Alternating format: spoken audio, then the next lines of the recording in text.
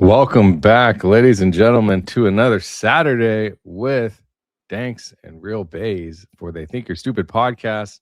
What's up, Bays? Welcome. I'm doing fantastic. How are you doing today? Man, I'm fantastic. We have a special guest. We're not going to keep him waiting too long. He's already in the chat. Trigger Smart. We wanted to invite him on and discuss really what his opinion is around the Tyler Robinson preliminary hearing, what's been going on with all of that. I know Bays has his opinions. I've got my opinions. We've seen a lot of things. Well, maybe not even really a lot of things in my opinion, but a lot of things to talk about at least. And Trigger Smart will definitely be bringing some great insights. So put a target in the chat for your boy Trigger Smart. We're going to go ahead and bring him in. What's up, big dog? Welcome on. Hey, what's going on, man? What's going on, Bays? Buddy? We got to get the bass on tonight. Yeah, you got that, boy. Don't make me compete, my man. I got that. I can do it natural. I don't need no roadcaster. I got this. Let's go, son. No, Roadcaster duo. No. Sounding great. So, what's up, guys? So, what do you think? What's going on? How you feeling, bro? Tell everybody who you are. Trigger Smart or Bays, whatever, whoever you guys. Let Trigger Smart take it. Yeah, I'm Trigger Smart. For anyone that doesn't know me, hasn't seen me before, started off doing firearms instruction content and stuff like that. Then when the case went to Charlie Kirk at 30-6, I started testing and just got roped in. So I've been doing pretty much since day one, been looking into the case. And myself and Valhalla VFT, we've been doing the preliminaries and all the trials and everything. So if this does go to trial, then we're the place to be for everyone to go and watch us do the trial stuff. And we bring on panels. You know, we bring on Danks and Bays and other people. Daily Freddo with Cassia. We had on Nissy Social was on. So we're going to keep doing that. And, hopefully it doesn't go to trial. But if it does, then that's where you can find us. Well, at this point, it looks like it's probably going to go to trial. Yeah, it looks like they wanted to go to trial. It's crazy. Well, they wanted to go to trial and they wanted to go quickly. That's for sure. So, Matt, you covered every day the preliminary hearings, you and Nate. And I don't even know how you guys did it. I came on with you guys twice. Those were long days, a lot of information, a lot to take in. In hindsight, what would you say was the biggest surprise, like the thing that shocked you the most throughout those 5 days? There's two things. So the biggest thing is the DNA. So a lot of people don't know this, but the guy that actually was questioning on the DNA that everyone was falling asleep to because he just kept droning on, he has actually had laws changed based on things that he's figured out or things he's researched with other people. So he's actually very deep and very involved in the DNA research and that kind of stuff and investigations and whether it's actually, efficient and usable. Like if he basically straight up asked her, he's like, what's the chances this DNA could have issues? And she said, there's definitely a chance. And he's like, well, how do you know it's legit? She said, well, I checked it manually. I verified manually. He said, well, the person who was working with you also checked it manually and got different results. And then you switched it from 2 people or 3 people to 2 people. So basically it's like another trust me bro situation. I see this DNA. It looks like to me, with my years of experience, that this DNA is consistent with, not 100% definitive, but consistent with Tyler Robinson. But it's also consistent with Lance Twigs, as well as maybe 2 or 3 other people. That was the biggest thing, was the DNA. And the way he was ripping it apart, but too slow, and he pissed the judge off. The judge got to the point where he's just like, no, he's like, time's up. I don't want to hear anymore. I'm sure we're going to jump back into that in trial if we go to trial. The other big thing was obviously how, the DNA was on everything, but the screwdriver is another weird thing. Yes. Where was it? Initially, I heard it was in the bushes. Then now they're saying it's up on the roof. And then the guy that finds it on the roof just happened to have his camera go out when he got up there. And he was the only one up there. Did he plant it? Did he bring it? I don't know. Well, that screwdriver has been headlining right now because, just it's one of the main things, basically the one thing putting Tyler on the roof. On the roof, yep. Actually on the roof. And the first time, I guess, so far that I understand, the first time it was mentioned on the roof was when FBI Director Kash Patel came out and said it was on the roof after it had been broadcasted from investigators to broadcasters and media that it was found in the bushes by the rifle. See, now a question that I have about that. Followed up with that narrative. Now, they would have had to have been doing paperwork the day of, right? September 10th? In theory. Yeah. So wouldn't they have had to process some sort of paperwork saying where exactly they found what? Like, shouldn't there be some kind of documentation that could either back up or debunk where they're claiming the screwdriver was? There should be, but who's checking and verifying? Well, I mean, this is one of the reasons why I have some major issues with our government and our justice system, because I think that we need a little bit more transparency. That's why they're trying to throw cameras on every single police officer. And that's one thing. I want to bring this up really quick before I forget. So we know Flock is everywhere. They have Flock drones that also read license plates and stuff from up to like 2,000 miles away. They have thermal imaging. Obviously, the helicopters and stuff were up as well. But there's Flock cameras all over Utah, and there's ones I believe between Panguitch. Once you look, I don't know if there's any. Once you look, they're everywhere. It's crazy. Yeah, but I don't know if they're actually in Panguitch, but they're definitely between Panguitch and Orem. So those Flock cameras would have to have captured his vehicle and or his license plate multiple times along that trip. So where's that information at? You know where else? You know where else usually has cameras everywhere except for in Utah, which I found like really fascinating. Chick-fil-A. Right? Didn't they say that he was at Chick-fil-A, but that they didn't have any camera footage? They didn't say they didn't have camera footage. They just didn't show camera footage. Correct. See, I found it very fascinating that all this technology, all these high quality cameras that UVU supposedly has, and there has all throughout the whole 5 days, all the evidence that they showed, they did not show a single image, a single clear image of Tyler Robinson's face.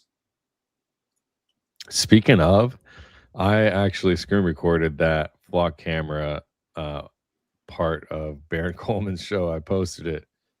This was great. I mean, it's a minute and a half. I'll play it. I think it's he did a good job here explaining kind of what makes sense. And ever since then, you can't shake me off of at least this. But that's not how they get used, apparently. That's not how they get used.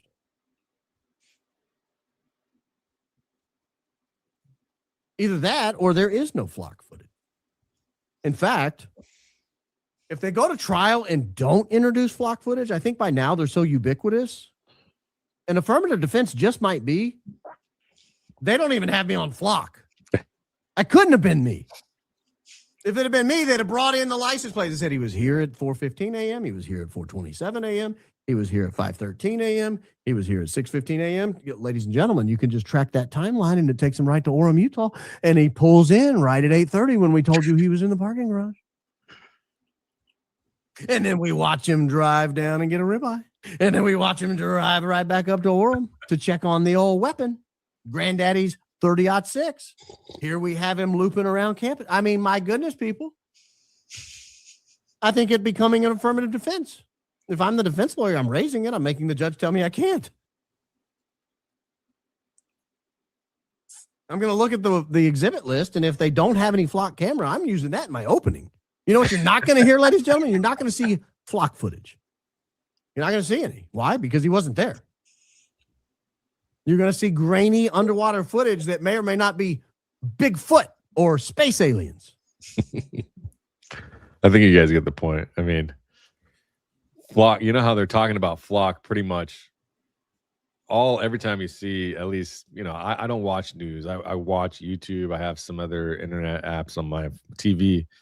But when I do see stuff from Fox News and whatever on YouTube clips, there's a lot of flock stuff going on right now. You guys are seeing that, right? I mean, yeah, but here's the other side of it, though. So flock would show if he went down to Panguitch, but it would also show if he was in Orem on the campus, going to the spot where they drop off the gun, supposedly, and all this kind of stuff. All that stuff would be captured either way, no matter which way the case goes. That should be captured on flock. And I actually went in and I dug in through a bunch of stuff to see if flock had any malfunctions that day or any downtime of the cameras, and they didn't. There's nothing reported. So they have no excuse to not have that footage. Interesting. Yeah, well, like I said, we're in 2026. There is so much technology. There are so many cameras out there. There is no excuse that after 10 months that they don't have a definitive clear photo of this guy's face on the scene. Thanks for the membership, Joseph. Thanks for the membership weekly. Gifted memberships for Bays from Awakening. Thank you very much. Another one as well for Danks. Thank you. Say thank you. Chris Kelly, welcome. Christy, great guest. And as always, love to the mods. Thank you so much. Good to see you, Christy. Keep up the good work, guys. Thank you, Beanzo. And Laughing Disco, LMG Philanthropy. Thanks for the all right, let's run it. So I am Danks. This is Real Bays. This is Trigger Smart, and at Trigger Smart, HQ? I think it's Trigger Smart HQ on X.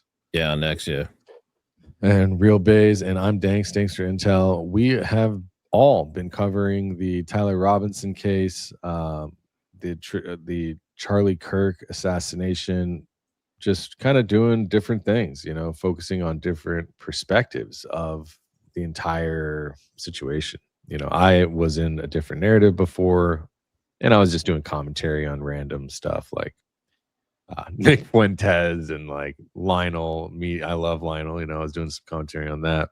But this definitely captured me. The Diddy one was interesting too, but this one really, the actual mechanics of all of the unfolding and the reality of what we are seeing versus how the reality of people are acting versus what they're telling us. It is mind-boggling. It is like the most fantastic story of all time. It's just crazy, and it feels very messy. It feels very psyopy, and it almost feels intentional the way these people are acting. How can you not have family, immediate family, the wife grieving, the friends like acting so strange, the people walking away on the phone, Mikey? I mean, it's just, there's so much. There's thousands and hundreds of thousands of pieces of content and video today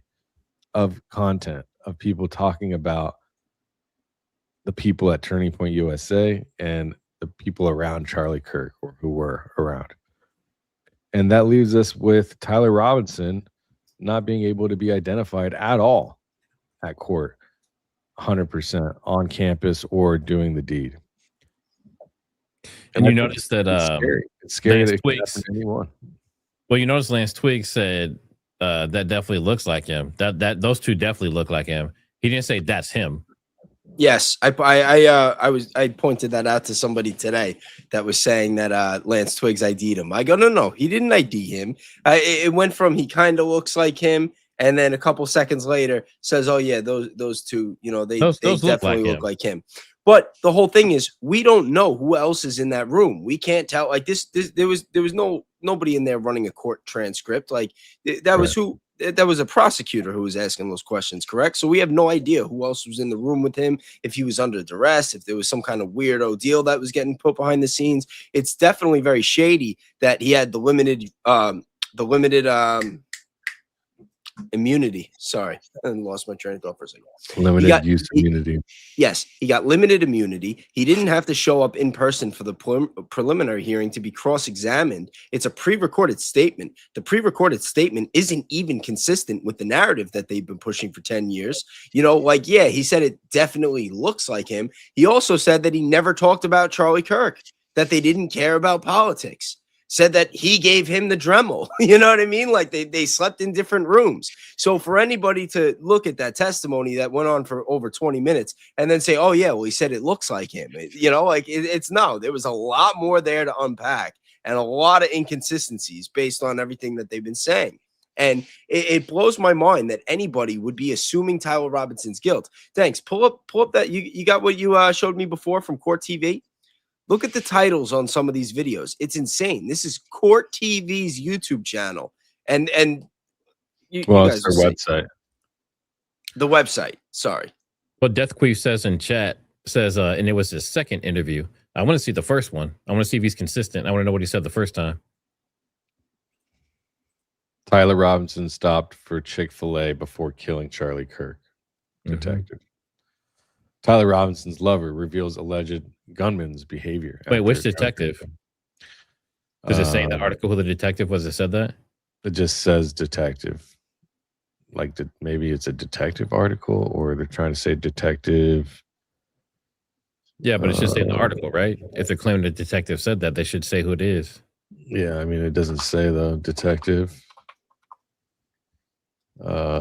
Wow, those are the only two times it says detective on this page, bro. That's crazy. No way. Wow. But yeah, I mean, either way, it's not. Yeah, so exactly. So this right here is definitely this is guilty in the court of public opinion. This is what the likes of all of us, Barron talks about, I talk about, we can't. This is conviction. This is Court TV. Court TV. Tyler Robinson stopped for Chick-fil-A before killing Charlie Kirk. It's saying detective, so that's what the detective said. But that's just as bad. That's just as bad. No detective mentioned on the website on the whole article. Yeah, no. If I'm Tyler Robinson's family, I'm suing the hell out of them. I mean, whole special agent or whatever. Why aren't his lawyers sending a cease and desist? Investigator, there is that. It does say investigator. Lead investigator was Hull, right? Yeah, David Hull. Yeah, so we do have investigators. So wait, so if it's a lead investigator for the SBI, right? No, this is Idaho Bureau of Investigation. What? David Hull, who served as a lead investigator for the Idaho Bureau of Investigation, the case, testified on Tuesday during a multi-day preliminary hearing. Hull said that part of the investigation involved looking through. Okay, well, maybe they're mentioning something about investigator Hull, but either way, it's really this. You got to be careful, and there's other ways that they're just framing things, and it's really the sensationalization. But you can see there's a big difference in how we all do our titles and our thumbnails versus what they're trying to do is really charge up the incident as much as they can, even the most boring stuff. You know what I mean? It's like, but that's the culture that we're in right now. Is it's that shock culture, it's that shock media, it's that we need to grab their attention. It's that click through rate and the, you know, the average view duration and the first, you know, keep them watching for whatever, you know. So it's a lot of that. But one thing is, I did a couple live streams and videos talking about, and I know maybe you guys have different opinions on this, but when the court of public opinion is so strong in one direction, the attorneys tend to overcharge for the crime that they actually have in front of them and the evidence that they can use to provide to prove that crime. And a lot of times they botch the case, they botch the actual trial because they overcharged, and because they can't put them in the charges that they qualified the trial for, the case gets, you know, they maybe catch a lesser charge. They usually do multiple charges less to try to catch them on something else, just in case the main one falls. But what do you guys think that the media over sensationalizing? Do you think that this could actually, for the charges that they're bringing forward, capital murder, do you think we have enough evidence at this point to, or even in the future? I mean, what would you have to see? You know, GPS, anybody, Trigger Smart, Real Base? You talking about to make it go to trial? Are you talking about No, like to convict? I mean, yeah, of course. Right now we have what we have. So in rehashing, like, we could tell everybody what they have, but what we don't have is evidence of Tyler Robinson taking the shot or even being really much on the campus like they say, you know. I think the phone records, the GPS and all that stuff, and not even GPS, they can triangulate your position just based off of the cell towers. They don't even need GPS. So that's going to be damning if they pull that out and there's a report that shows his phone was at all those different locations. You know, I mean, you still have to technically prove he had the phone on him, but that's going to be damning. Like if they pull that out, and they probably have it, to be honest.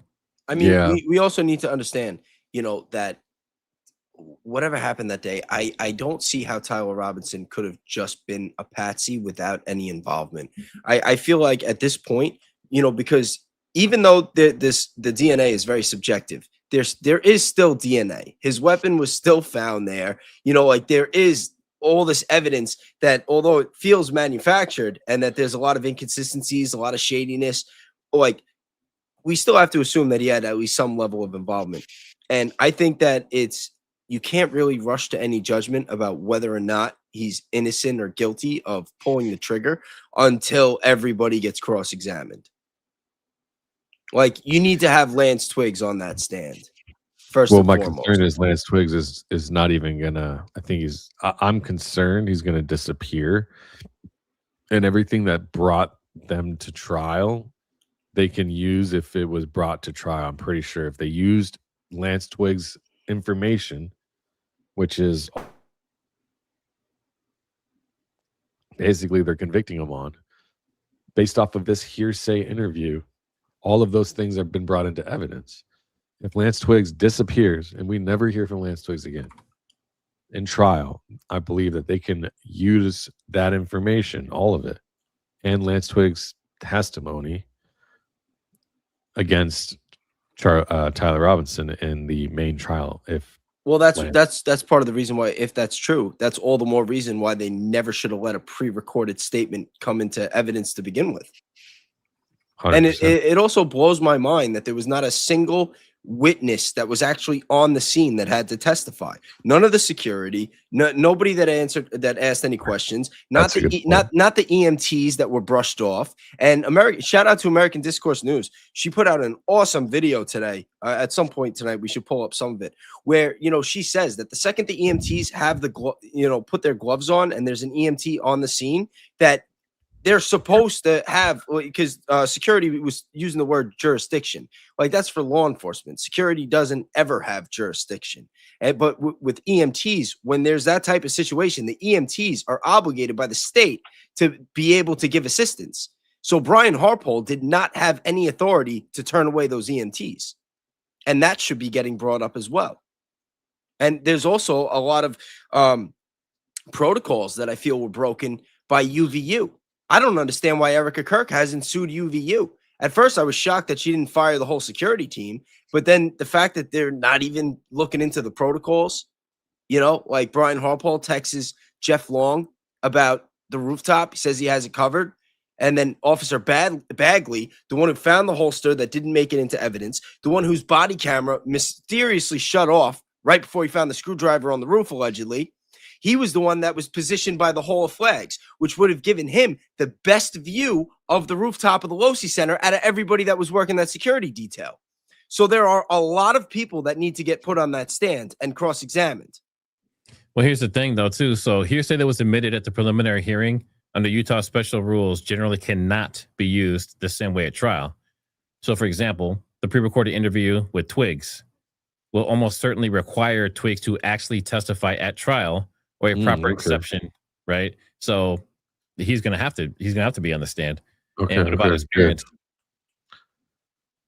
Yeah. So I think it's gonna be. I think people are giving the about and the hearsay stuff too much power. I think it's still going to be a regular trial. Like they're going to have to, Lance is going to have to go up. The parents are going to have to go up. Maybe like Chief Long and other people that were in the area, like you said, the people who were on the ground. I doubt the EMTs. I mean, they were there, but what are they going to testify unless they're testifying against the conduct of the security team, which isn't necessarily what the trial's about. The trial's about did Tyler Robinson kill Charlie Kirk, right?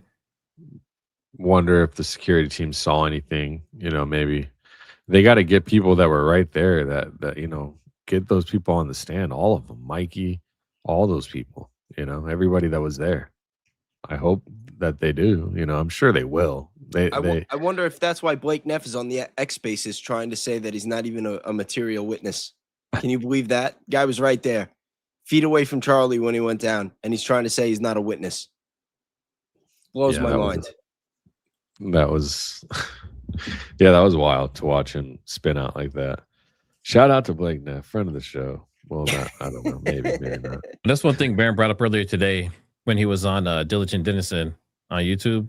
He said he was actually bringing up the point that there's a chance that maybe the defense allegedly could be part of all this. If it is some kind of cover up, there was like a multi-agency cover up, the defense could be part of it, especially considering that one of the defense members is married to one of the Farnsworths, right?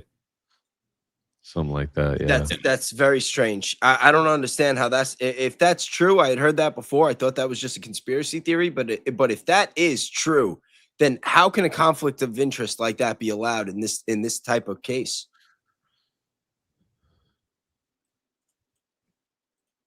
Really? What do you mean?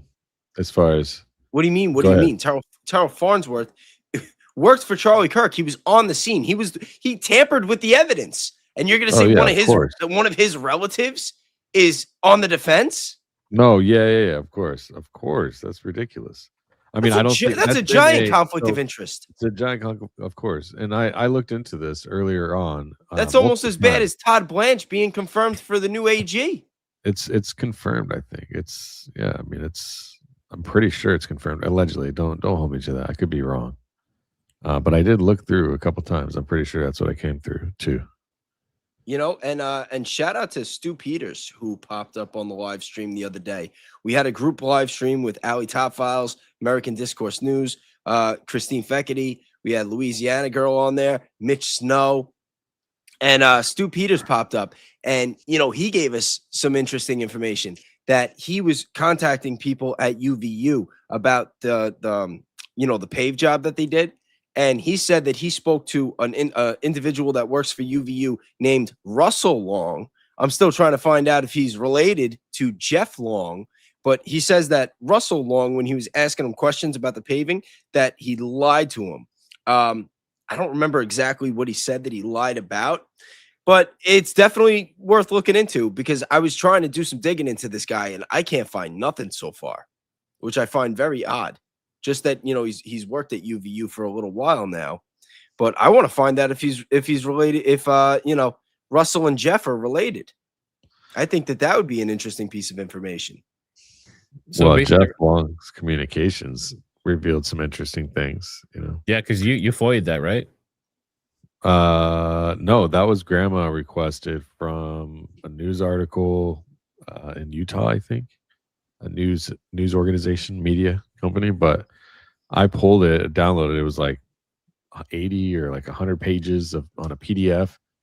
And in the communications, there's so many different things. I mean, they show that they were paying for these EMS types of services or like police services. They were paying into like an annual or quarterly pot of money, and they're however much they're paying. I don't think it was much. I think it was like $180 or something like that.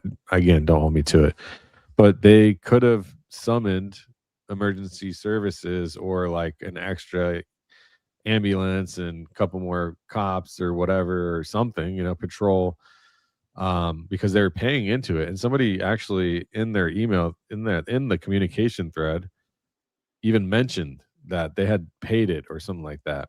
This is all in Chief Long's communications in the grandma request. And also I think they said it was 2 senators, but 2 GOP reps showed up the night before at like 10:35 p.m. on September 9th, asking to talk to police about a plan. And they say it's Senators Mike Lee or Curtis Mike Lee and Curtis something, Senator Lee and Senator Curtis, I think it is. But then what's interesting is those senators have ties to Kevin O'Leary's Utah build with MIDA, Utah. But anyways, there's a lot of strange stuff going on. And then also that same day, someone they reached out to the police security at UVU at 2:30 in the afternoon on the 9th to try to get a message to Charlie. It was urgent. That's all that's all that it says in there. So there's some interesting things in there. There's more than that too. Based on looking up real quick, just as a side note, I think it's Bert that everyone's saying is related to somebody in the Farnsworth family or like married to. But based on searching around, just looking, obviously I don't have like the family tree DNA thing pulled up here, but just doing like a quick search, it says it's not true. But I keep hearing it over and over again. So if someone could definitively, let us know, that'd be very interesting. But I would think if they were in some kind of way, if he had some kind of relation to them, then that may be a conflict of interest. And I'm pretty sure they would have like squashed that pretty quick. Yeah, no, I heard that months ago, and I'm like, that there's no way that could be true. Like that has to be a conspiracy theory. You know what I mean? It's just too ridiculous. It might be true. Thanks for the gifted membership, Critter Roadkill. I promise, says Shifty Lincoln for the 5. Puckles, Matt, Rob O'Neill said, hey, doubted the cold bore on target stuff was possible. Can you create the target? Rob O'Neill. Matt. He's saying he doubted the cold bore shot was possible. 142-yard shot at somebody that probably wasn't even aiming at his neck. I don't know why it wouldn't be possible. 140 yards is not that far. I mean, obviously he's a career killer, but if I go out with any of my rifles and it's 140 yards and I miss that first shot, then that's a really bad day. So I don't see why you couldn't make a cold bore shot that close. Especially, like I said, most likely he was aiming for the torso or the head and fucked up and it hit the neck, if that's what happened. I mean, one shot to the guys. Breaking news: Trigger Smart just dropped an F-bomb. No, I fucking didn't. Thanks for the membership. Yeah, I love when he comes on our show. I won't cuss on Trigger Smart usually. I know you don't let me cuss on Trigger Smart. Then he come over here. It's like fuck, fuckity fuck. What's up, BJM? Keep up the good work. Great job, boys. Thank you. And back over at Bays as well. Memberships, American Discourse. People are partying in the memberships and everything. Thank you. Welcome. Against Better Judgment. And where was all the blood in the car? If they were stopping the bleeding for 8 minutes.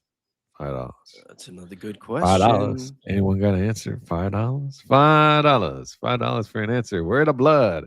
Well, that's why they removed the base of remember here, let me show you. I think I have it in my downloads. I think it was car. It was let me see. Last week downloads that You know, the Carfax thing, it wasn't a Carfax. It was like what was the damn thing called? If I can remember. It was about the vehicle itself, and they had actually cut out the interior carpet in the back, and the seat is gone. I have a picture of it. And they sold it. It sold at auction for like $62,000. No, they couldn't have gotten that much for that Yeah, car. 100% it did. No, really? Yeah. $62,000? Yeah, 62,000. Let me see. What is somebody trying to launder money? That's like that's like Yeah, hold on. Let me see. It that's was insane. How much is that car brand new?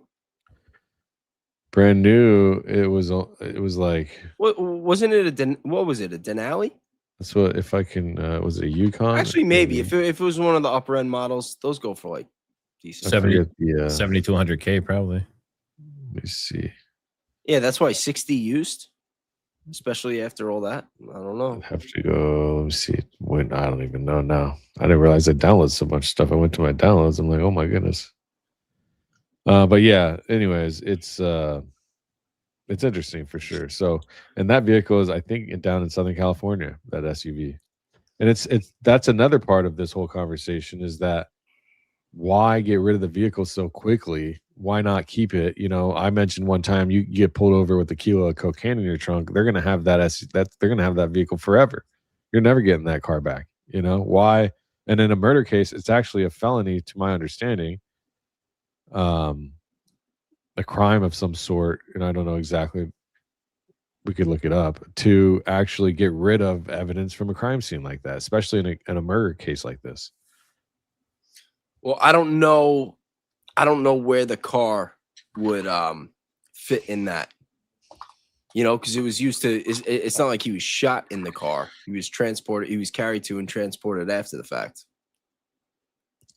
I think that it's much more questionable the fact that, you know, back to Terrell Farnsworth, how, you know, he never had to hand in those actual SD cards, that he sent an edited cut of the footage on Google Drive, and they accepted that.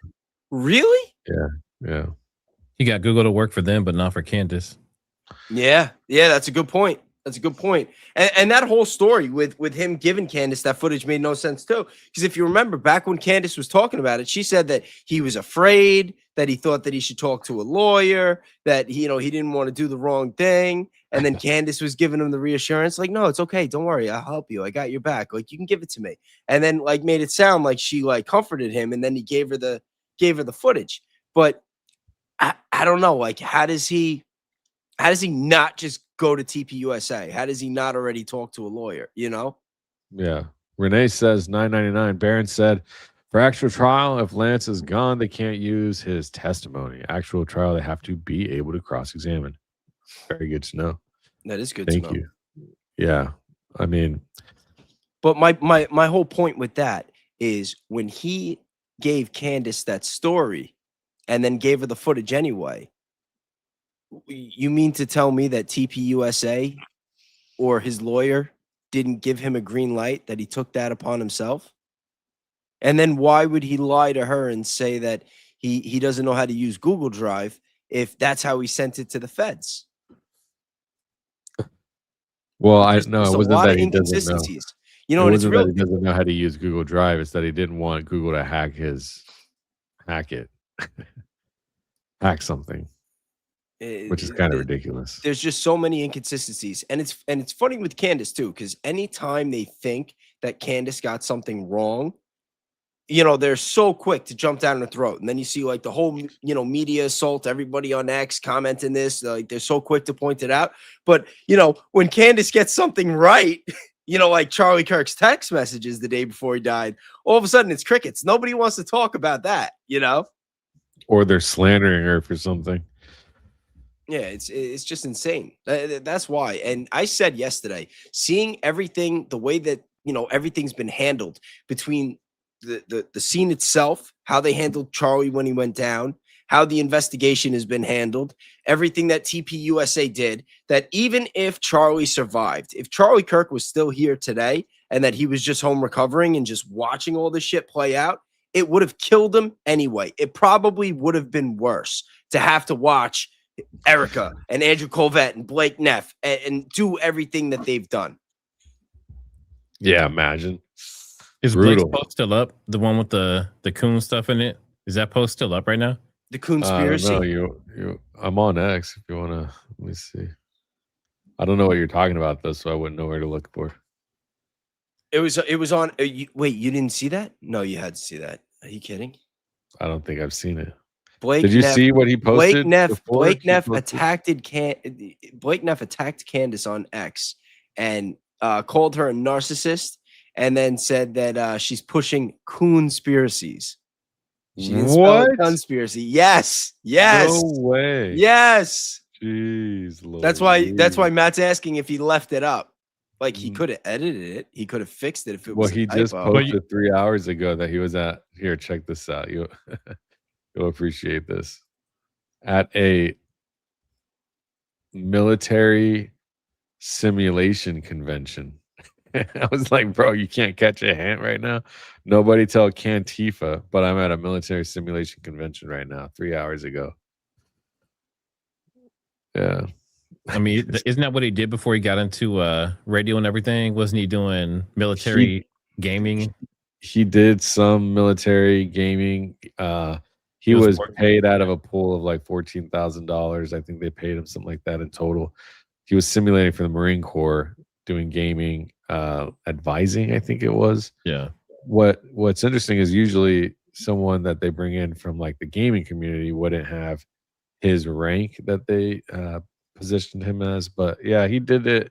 It wasn't like a full-time gig to my understanding. But so based on the pictures, where's he gaming at? Where's he war gaming at for right now? Oh, I have no idea. We should ask AI that. You want me to? Yeah. Isn't that? Let's ask AI what that is. Wouldn't that be crazy if it was some crazy Russia. situation? Let's bust it out here. Let me see. Are they war gaming if Russia goes into Europe?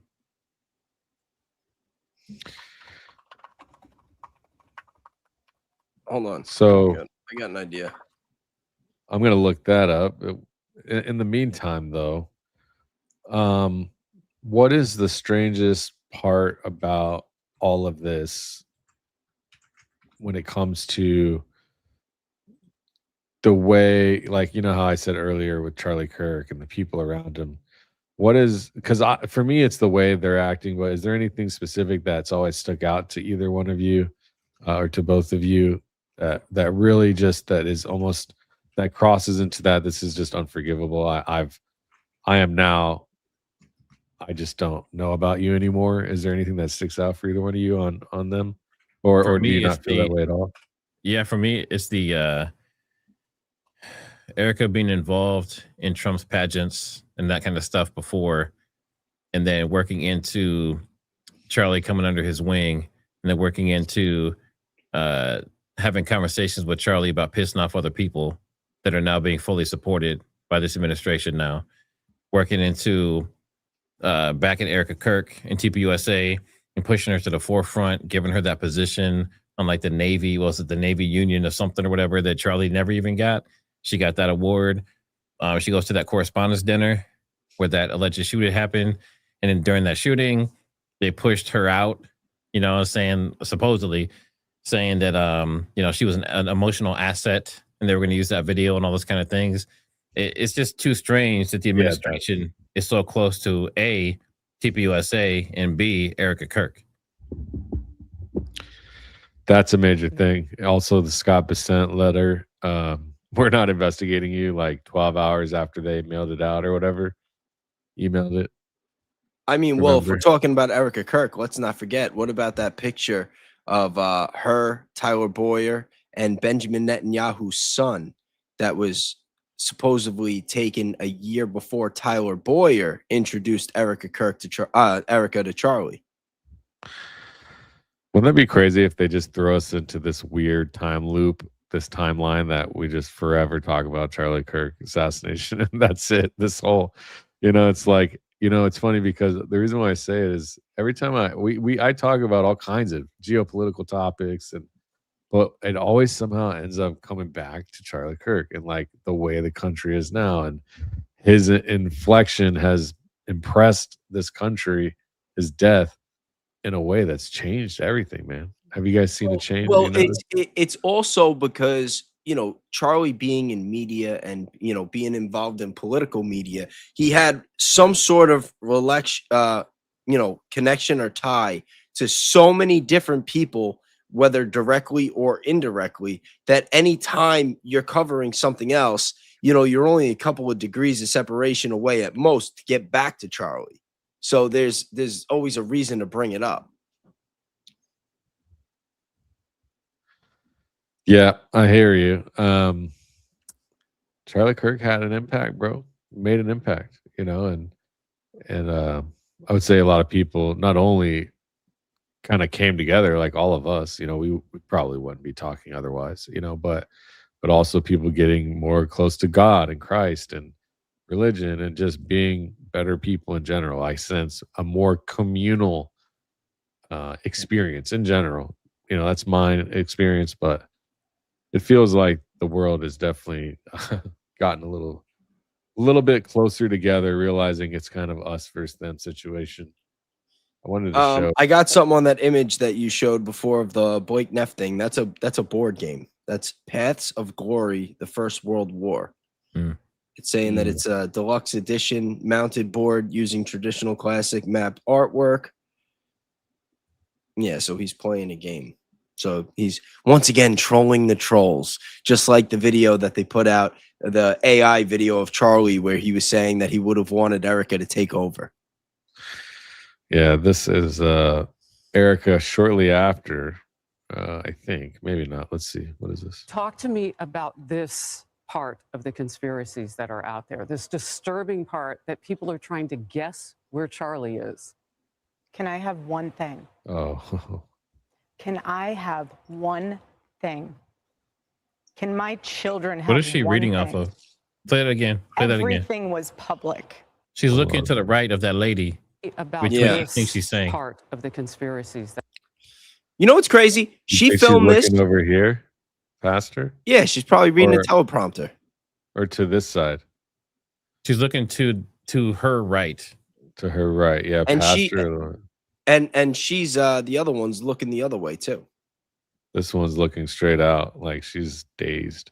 are out there. She's got her in the grips spiritually. No, I'm kidding. You know what's funny? Disturbing Look at part. this. Hold on, before you play it. Look at this. Now, you know, they're at Fox. It's a white couch. You got a white and red in the background, a Christmas tree, and they got Erika dressed up in, you know, the red blazer and the white outfit, right? Well, after she filmed this, she went to the CBS town hall meeting with Barry Weiss to record that. Those were recorded the same day. And then she's wearing all black, and you know, like when you watch it days apart, it's one thing. But then when you realize that they were filmed the same day and that she did 5 of these tapings over the course of 3 days, she also did Sean Hannity and 2 others too. It just makes it all feel even faker. You know what I mean?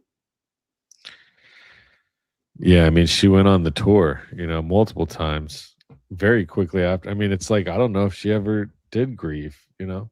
This is her grieving process, was this whole thing. What this was right then.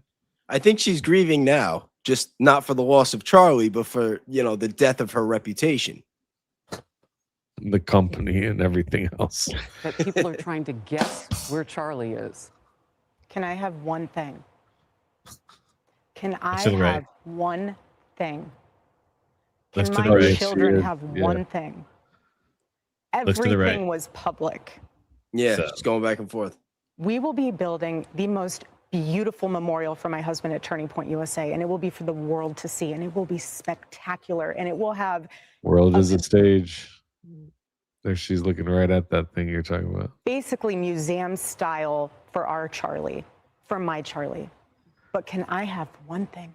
Can my babies have one thing where we hold it sacred, where my husband is laid to rest, 100% she's where reading off I of don't have something. to be worried Yeah. about some That's crazy. secular revolutionary coming and destroying my husband's grave while my daughter is sitting there praying? Oof, One thing. she nailed that This line. is my husband. Yes, he was Charlie Kirk to the world, and I know so many people love my husband, and I am grateful for that. But this is my husband, Ooh, and I want to be able to have one thing left that is sacred to our family, to my in-laws, to my babies, and to my parents. One thing. She's like, why didn't that work?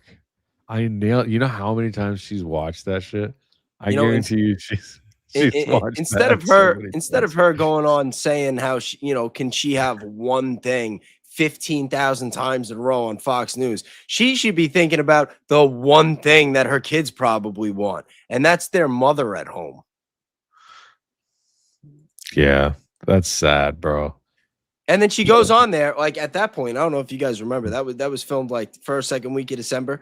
She's sitting there trying to act like all the conspiracy theories is that Charlie, where's Charlie buried? Like people are gonna go and find the grave. And meanwhile, no, at that point, people were talking about the hand signals, people were starting to talk about the mic theory. Like there was a million different things that the conspiracy theorists were talking about. And then she goes on Fox News, acting like people want to go and dig up his grave, which is pitching a false narrative to the masses. And then she went on to say that TPUSA, that they're her family and to leave them alone. And, conspiracy theorists need to stop and all this crap. And it just blows my mind because, her kids are her family. Charlie was her family. Everybody at TPUSA, those are people that work for her. Like the security team, they had one job, and that was keep Charlie Kirk alive. And they failed. And they didn't get fired. Dan Flood actually got a raise for some very, very odd reason. Yeah, that's all very, very sus. Well, Because there's all like, the assignments, the position changes, them taking the FBI person out, putting a new one in, the judge being newer. Like even Hall, was it a Hole? Didn't Hole get reassigned somewhere else? Like everyone that was involved during that time period either got pulled out and replaced, or the ones that were there during that time period have quit and left. Like across the board. That's not normal. Yeah, the sheriff resigned. A lot. they don't have the footage of Tyler Robinson turning himself in. So the entire case is built around Lance Twigs. The entire case. So then if that's the case, and we go back to if he disappears, then what, the case gets thrown out? What if they build the whole case on Lance Twigs and he disappears? Imagine the pressure right now on Judge Graff. Oh, forget about it. He has President Trump's son sitting in court with them. He has all these military intelligence podcasters hanging out, allegedly. I guess they're military intelligence or something. But he has all these people, all these powerful people, including the president's son, sitting in there with her. Well, And Jack Posobiec, wasn't he intelligence? Yeah. Wasn't he? He was naval intelligence, right? Just something. like Bob Woodward. How funny is that? But I mean, the fact that they're all there, putting pressure on him. And then you have Erika Kirk, supposedly she was crying and staring at him and that kind of stuff, laying on the emotional piece. Then you have the lawyer of Erika going up there with all his dramatics and shit,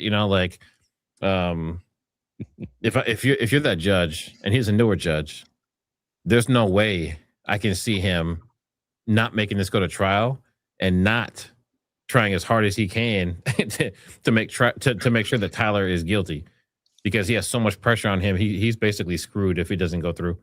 Oh yeah, if Tyler gets off, his career is over.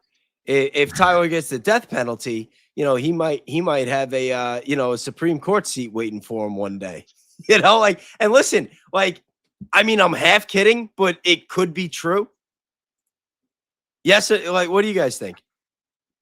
You remember, I want to share something. Sorry. When Trigger Smart mentioned that, I remembered this moment. And by the way, Judge Graff, to this point, I think he's done a fantastic job. I really do. I really do. I think that he's done a very good job. The lawyer. Yeah, he's been phenomenal so far. But yeah, like what you said about the pressure that he's under, and make no mistake, politics are definitely going to play a role in this trial. Like it's impossible not to.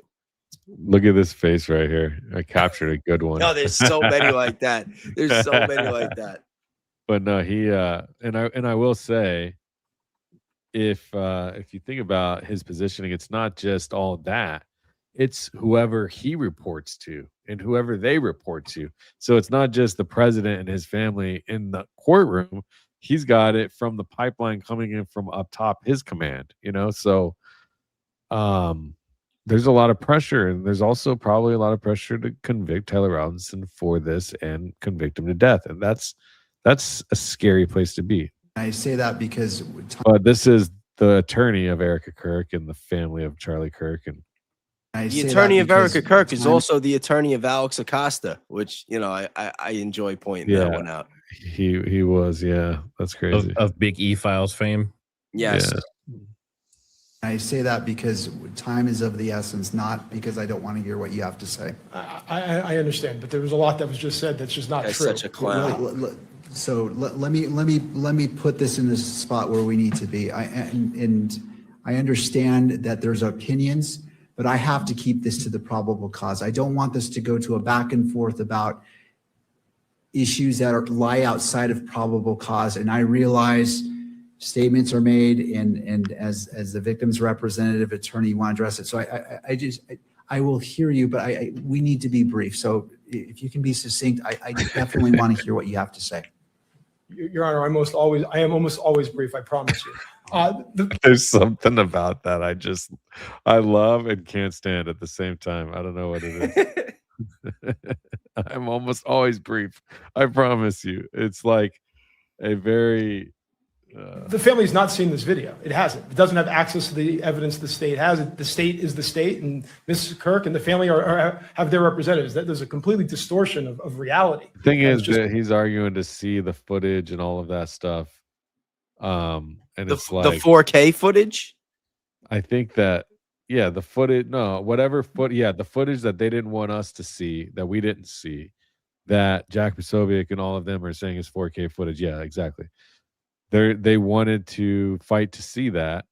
Now, they probably are privy to that already. Like, why are they acting? Why do you guys think that the guy made such a big deal about this footage that they've already seen? Why do you think? Anyone? I was letting Trigger Smart go first. Trigger Daddy. I'm searching for something right now. You have to come back to me. Pause him. So thanks. You're asking why they want the footage to be seen so bad? Yeah, why are they acting like it's footage that they've never seen before? Because they want to push out the narrative, clearly. Like, that was the plan. Why do you think Benny Johnson showed up that day? Yeah, you got Benny Johnson, you got Brandon fucking Tatum, that douchebag. They can come out. You got Jack Posobiec. We saw it. You didn't. This is exactly. What it showed. And shout out for Brandy for debunking them and calling them out on their lies and exposing them. Big ups to Brandy. And was she with anybody else? Billy. Teresa. Bill. All three of them were there that day? I believe so, yeah. Shout out to all three of them. Yeah, see, I mean, thankfully we had foot soldiers on the ground to be able to prove these bunk people out here trying to spread lies. And you have no idea what they went through to get in there.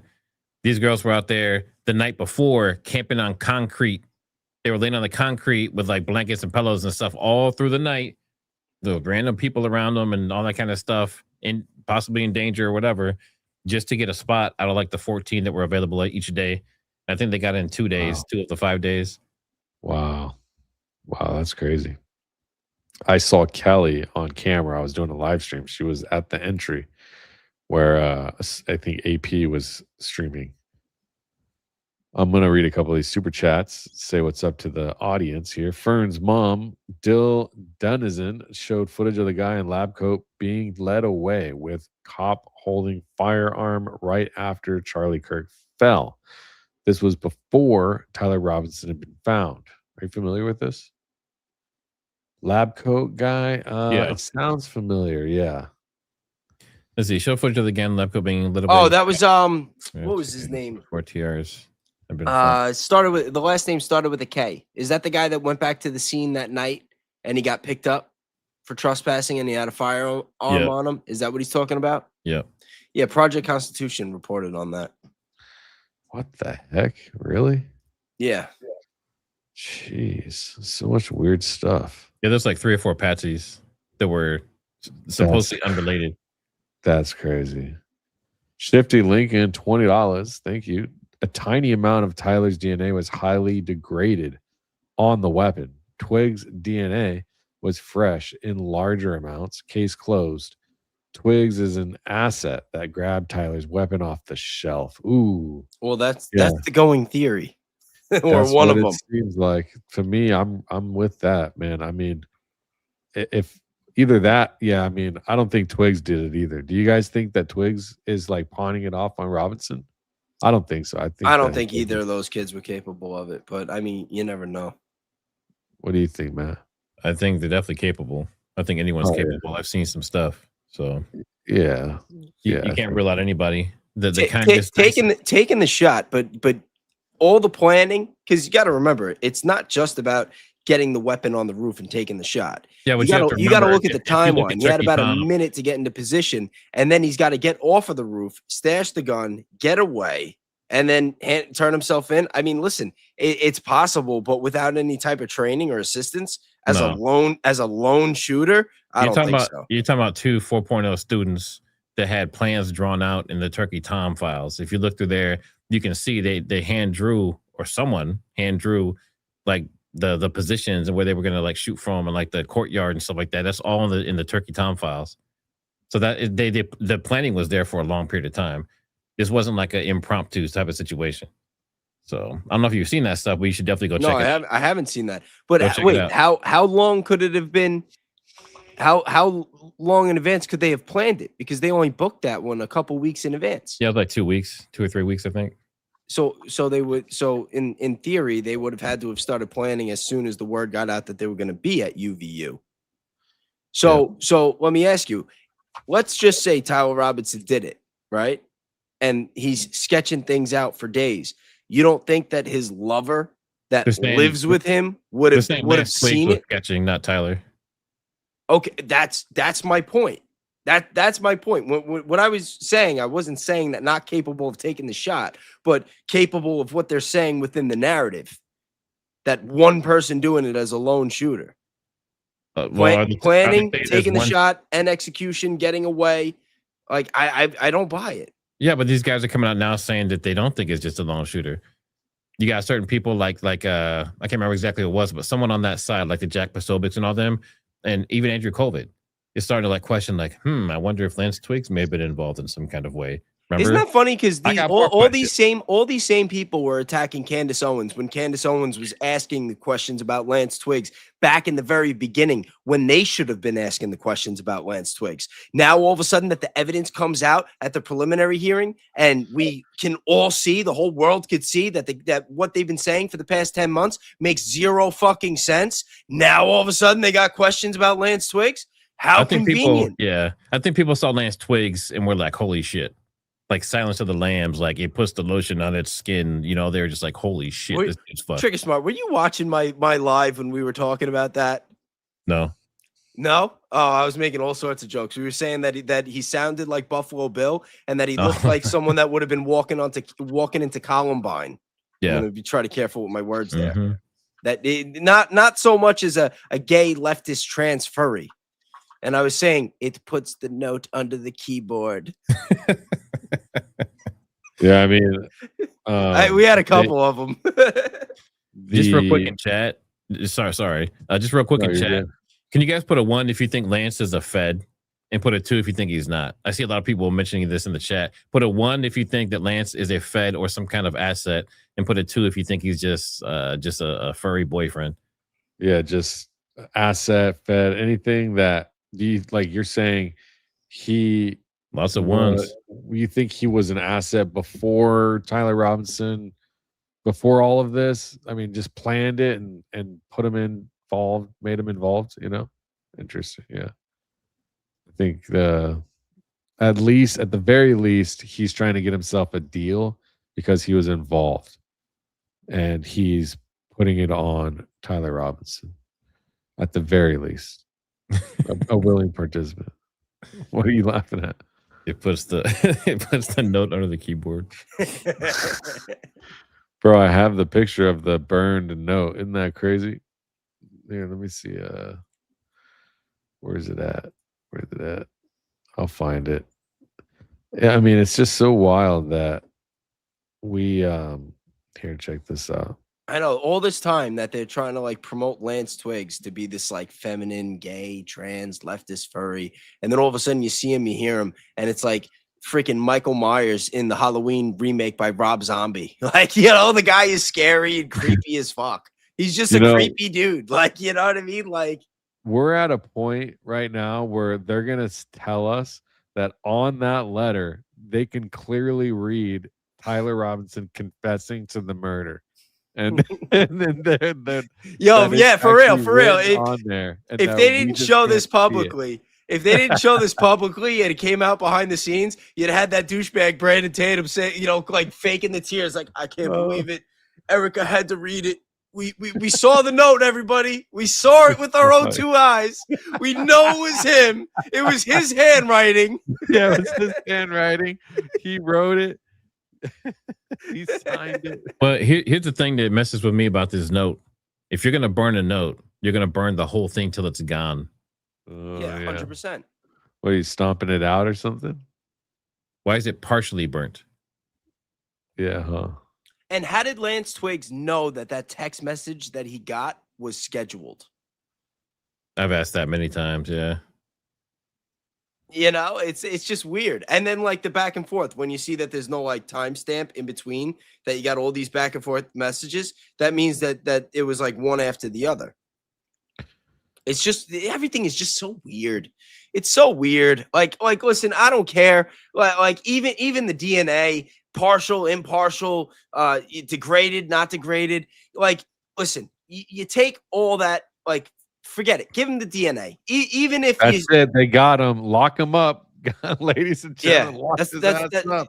It's always a side view. It's always the back of the head. It's like you never get like a clear image of the face. I mean, we don't know who that is. Just real quick, I want to address this question. It's come up a couple times in chat. Dave C says, will Trigger Smart test fire an engraved 30-06 round? And will an engraved 30-06 round or any round cause like issues when you fire? So basically, if you're engraving something, one of these casings, and it's not going all the way through and not damaging the strength of it, it'll fire fine. It'll fire regular. So you can do that all day long, because sometimes you'll see it like if you keep reloading and unloading ammo when you're training, you'll scratch it up and that kind of stuff while you're doing that. And it doesn't affect it at all. So I wouldn't expect it to cause any issues unless he actually breached the inner edge of that casing, which is very unlikely with what we saw. But it looks like it's just kind of on the surface. It's kind of superficial. Yeah, but now I gotta check out that Turkey Tom thing, because if there's sketches and something that was planned, I guarantee you, if you go through, there's that a lot makes it all there's weird. a lot of content. There's a lot of content it's there. a lot, yeah. I guarantee all next week is going to be Bays doing Turkey Tom. I mean, well, at least these two for sure. Like this was, I think, the first one he put out, which was his car. It was 10 months ago, like September 23rd, so 13 days. How do I not know who Turkey Tom is? This individual, the roommate, may have been transitioning. Did that correlate with what you saw? Yeah, definitely. I remember them talking He about sounds gayer than freaking Lance Twigs. About 2 weeks ago, I would say. And they were kissing. Yeah.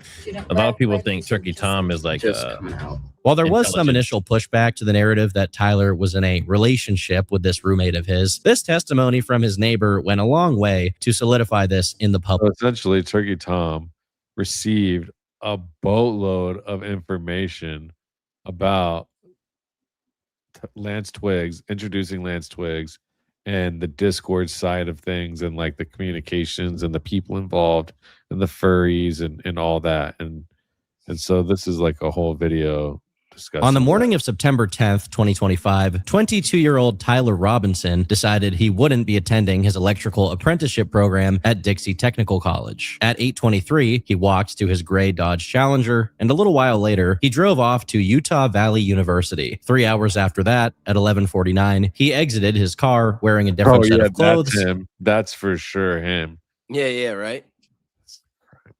A cap, dark sunglasses, and visibly limping toward the parking lot adjacent to the UVU campus. He walked up the parking lot stairs, headed to the Low C Center, and what then if they were just filming and like sometimes they were limping, sometimes they weren't, and they mixed up the footage? Like the limping footage was supposed to be after he jumped off the roof.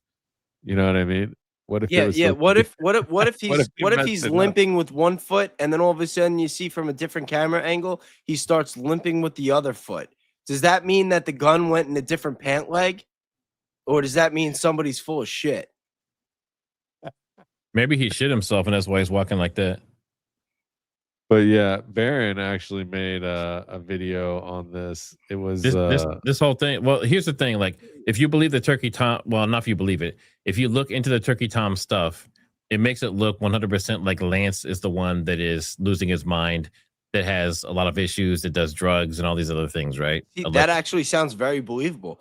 Like yeah. any picture that I've seen of Tyler Robinson, like from before all this, he seems like a happy kid. You know, he's playing his Magic, his D&D, Hey guys, his video Turkey Tom games. is back. sorry. I don't know. He just doesn't seem like this hateful, troubled guy that they keep talking about. Like, honestly, from everything that I saw, we haven't even seen any evidence that him and Lance were really gay.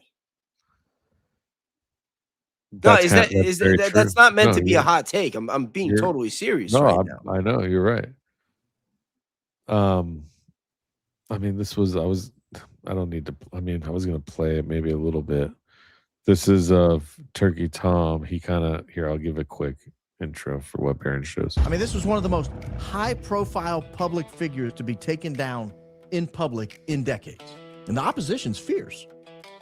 That's And I would very add true. that fierce opposition. We are going to get right into some trends searches very quickly, and we're going to apply buckets, boatloads of common sense to try to figure out why would someone approach Turkey Tom to try to convince a guy with 1.5 million followers that this absolutely is consistent with Tyler's and Lance's relationship, and that Tyler almost assuredly did this. Who would have the motivation to do that? Because that's what his whole video seems to be about to me. So let's jump in. Then I received a message. This message was from a third party who was close to both of them and remained in contact for 6 years up until the attack took place. They reached out to me, providing never before seen information on the lead up to what happened. That's the thing, is the never before seen information. Tom makes a video and somebody reaches out to him and says, "Hey, I got some additional information for you. I've got some never before seen Discord footage. I've got some archives that you just absolutely would never believe." Some That's archives. the kind of thing that would lead somebody to be I don't know, intrigued at the very least, right? Hey, I want to go back at 50 seconds in that video. At 50 seconds in that video, there was a username that popped up. I'm going to pull it back up in just a second. At 50 seconds, there was a username that popped up. It was Lancelotto. I want you to watch what I'm about to do, because this is the type of research. People have knocked what I've been doing, but this is the type of research that people should be doing in order to determine if the person they're talking to is a dadgum fed. Now, look, that's Lancelotto. Lancelot. That's SLANC, whatever. That's his Discord name there. Now, watch. What happens when we look him up? What happens when we look him up? This is the type of stuff that's at least concerning to me. This is the District of Columbia right here. Hey, we at least have something going on, right? We at least have something going on. This guy's Discord name or his TikTok name has shown up for some reason there. Now, is that definitive? No. And that's so kind what of he's been the showing thing. is all this stuff that came out about Lance Twigs came from this dude, Turkey Tom. It's crazy. But I've done my best to provide Where did you all Turkey with Tom get it? And why would the person who source. had this information go to Turkey Tom? Like whenever I see something like that, whenever someone gets this like groundbreaking evidence or this like witness or like this insider that was there for 13 years, like I always have to ask myself, like, why would they go to that specific person? This guy right here, he does videos on all kinds of stuff. Adrian Broner does that too. I never heard of Turkey Tom. I'm sure he's a great guy. Tree. Me neither. I mean, he just Wait, does Oliver all Tree. Oh shit. He's talking about Oliver Tree. Does like clavicular ruining his life. David, disturbing fantasy, paper trail, TikToker, hiding in a seat, whatever, just drama, like weird flicks, like YouTube binge content. Like, so yeah, asking why Turkey Tom is a viable question. Interesting. Matt, what do you think? I think that like one of the examples you said this Turkey Tom stuff is unreliable because it's just a single archive and it just came from Turkey Tom. Well, you could say the same thing about like the Mike theory from John Bray. It's coming from a single source. It came out of nowhere and it's just a dump of information, right? So you can't discount it just for that reason. But it is weird. The timing is weird.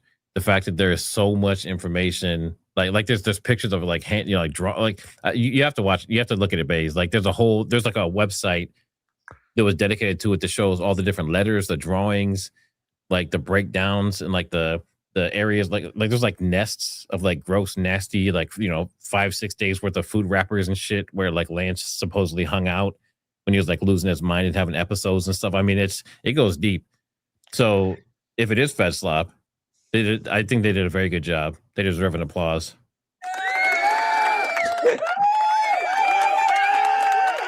Yeah, I mean, they slopped it up. They slopped it up for sure. But it's interesting. Why go to him? Probably because you could just get a bunch of normie eyeballs on some narrative and start planting this story. It's actually brilliant. It's hijacking the social media culture and planting information. What is it? Disinfo or malinfo or whatever, or just info. What's up, Amy? With the $10 super is my favorite, boys. Thank you for showing up. Thank you for showing out. Shifty. Tempered glass with white inscriptions all over the floor of the SUV. I'm not even a Candace Owens fan. And she already solved the case regarding the weapon. Shattered, bro, Mike. Yeah, I went there. Ooh, with the mic drop. Shifty. Getting shifty in the supers. Angela, keep bringing the facts. Danks, much appreciated. Will do. Thank you. MSJ Podcast. $20. Thank you so much. It is illegal to dispose of a vehicle involved in a crime, such as one that transported a murder victim. Before law enforcement has completed their investigation, a vehicle may be considered evidence in the case. Love you guys. Yeah, I've seen that until completed their investigation. I don't know. I mean, what if the crime... So if you let the vehicle go, the crime goes... Say there's a mistrial, or say they prove that Tyler's innocent. Then you got to reopen the case, and then what do you do with the vehicle? Like usually they keep the vehicle, the evidence, all the way through the trial. You don't investigate a car in a murder trial and then you just get rid of it, because you're going to have to go back to it over and over and over and over again and over again and over again. You'd have detectives spending weeks and nights overnight at that vehicle. We've seen it on the show episodes. That's how it is. You would imagine like doing that, that for a job. I would be literally up and down that vehicle. I wouldn't even know how to tell you, if that was my job. And don't just get rid of it because, 33 hours, we solved it. Everybody pack up, go home. Case closed. It's crazy, man. Case closed. It's crazy. Danks, how come you seem so different, more reserved since you spoke with Tyler Boyer? You say he seems nice when all accounts say he's the snake who pulls the strings. Worried he'll sue you. Love you. No, I'm not worried he'll sue me. I don't know if I seem more reserved. I think it might be your perspective. I just, I think also as I've grown, I realize I have more influence with the words I speak. So I try to be careful. I'm not trying to slander anybody or do anything incorrectly or anything. And so I'm just trying to be accurate, just doing my thing. Facts over feelings, Thank you for the super chat. Matt Miller, $5. I believe John Cullen would be an interesting person to interview. He identified 6 drones at the event. I agree. He's been making content again. He's back in the building, huh? What do you got going on over there, Trigger Smart? He's all into something over there. This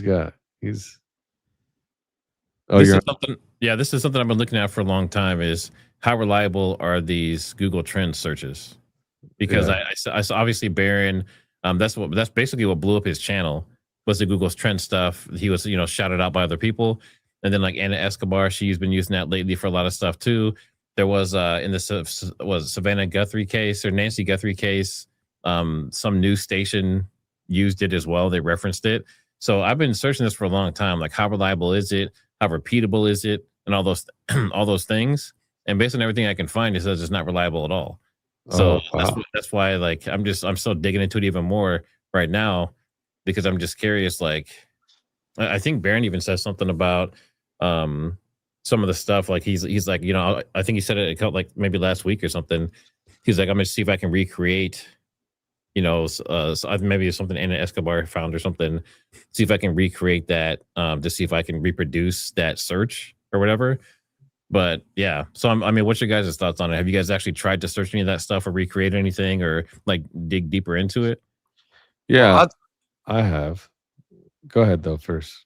Chase. I was gonna say, when I first started using Google Trends, it freaked me the hell out because I didn't realize that you have to like put it in parentheses, or else like it'll like you don't know what'll come up. Yeah, no, if you do, you have to, because if you There's certain ways to input your search. yes, there's different ways to input it, and if you don't do it the right way, then if you have like a phrase or 2 words, that it'll give you all the searches for them individually, and it'll throw off the graph. Yeah. So I yeah, mean, just a question I have that's just out there. Like, it's not against Anna or Barron or anyone. I just want to know, like, is it reliable as a search tool if it's always changing, always using different data sets, and if it gives like a 0 to 100 rating or something, even if you do find something, it has a rating. So like, how reliable is it?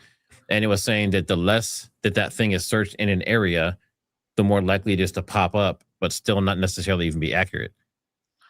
Well, not just that, but now that confusing. Google has all these advancements with AI, and that they, you know, they're changing the way that they filter and distribute information. Like Google, it used to just be like a database where you just search and whatever's there, you know, like it shows you. But now it kind of leans, it kind of directs you. Like, how do you know when you're using Google Trends with all this AI that it's not just giving you the information that it wants to give you, whether it's accurate or not? And what about VPNs? Do VPNs, like, if I do a search right now for Bays and I VPN through France, is it going to say that someone in France looked you up? That's a good point too. You know what I mean? So like, I don't know. Oh yeah, probably, for sure. I mean, you're running your VPN network. Yeah, I mean, I think it's somewhat accurate. I think it's more accurate than a lie detecting test, but maybe less accurate than 100% truth, you know. But I don't know. I'm not a specialist on that, and I'm not going to pretend to be. Well, yeah. I think Barron said many times it's just a tool. Like, it's not the end all be all. And Escobar, I'm not sure if she's ever said that, but I know she uses it a lot lately. So I was just curious. I'm like, if it's that useful, then maybe I should start using it. But if it's like, you know, 50-50, like it maybe not be correct, then I don't want to start messing with it. We could look it up. Let me see.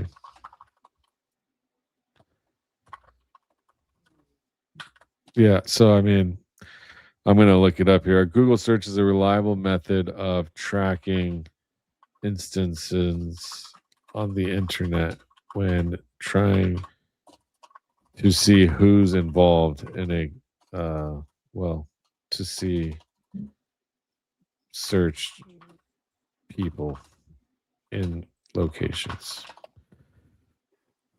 So this is what it says here real quick before you read that. It says Google Trends may reflect what Google Trends displayed when the queries were run, but they do not reliably establish that the claim searches actually occurred or that anyone connected to the assassination performed them. They were classified as unverified anomalies, no evidence of foreknowledge or coordination. The widely circulated claims include a pre-event interest, such as, you know, Tyler James Robinson, Losi Center, Mauser 98, and all that stuff.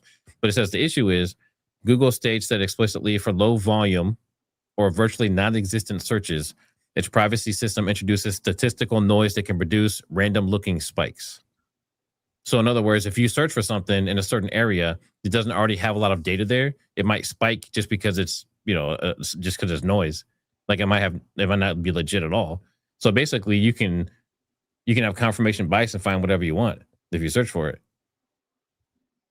It cannot tell you who searched, whether it was one person refreshing or 1,000 people, or whether the spike was organic versus driven by a broadcast, a tweet, or a news cycle that mentioned the term. What it can legitimately support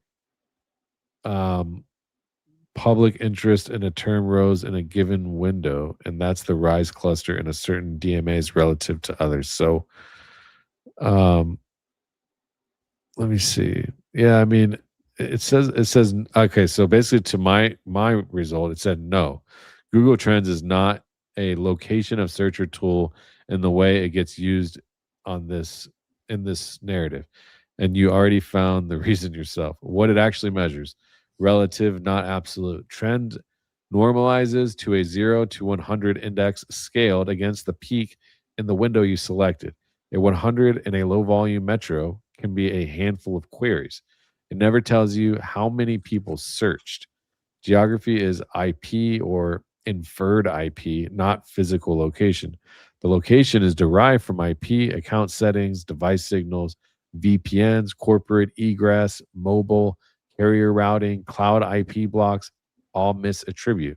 A base or campus with centralized egress can look like the metro, its exit. Yeah, all this technical jargon, but it doesn't seem legit. The asymmetric risk, a trend spike attributed to a military installation tied to a named individual in a window around an assassination, is exactly the claim that draws a demand letter. Whoa, shit. The geographic inference is the weak joint. Keep the spike, drop the address. All right, Claude. Thank you. Well, and this is like the final verdict. So I took information from Grok and ChatGPT and cross-fed them into each other, because they're both full of shit. So I made them kind of like fight against each other. So basically, it's saying the final verdict. Barron may have genuinely received those Google Trends displays. It says plausible. He may have actually pulled it up and it may show them what he shared. The screenshots prove actual searches occurred. It says no. The numbers like 94, 100 do not represent the number of searches. Trends identities searched from particular IP addresses. You can't tell that from Google Trends. It says that's false. Trends identifies the person who searched. False. A DC or Israel result proves government or foreign involvement. Obviously, it says unsupported. The findings prove advanced knowledge of the assassination. No, they can be retained. So as I'm reading this, I'm like, you have to remember who owns these, right? You have to remember who owns and operates these AI tools.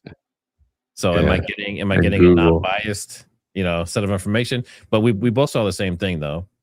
But I think what they're doing is they're reading the documents from Google Trends that basically says that it's not a reliable thing, right? Yo, that would be a sick way to prank somebody. What?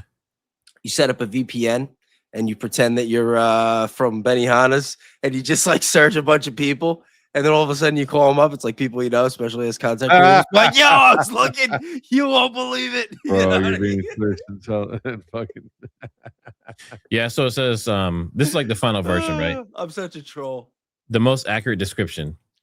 Barron found unusual, low volume Google Trends outputs that may have been genuine platform results, but Google's own documentation says precisely this kind of isolated spike may be artificial statistical noise and must not be interpreted as evidence of actual or individual searches.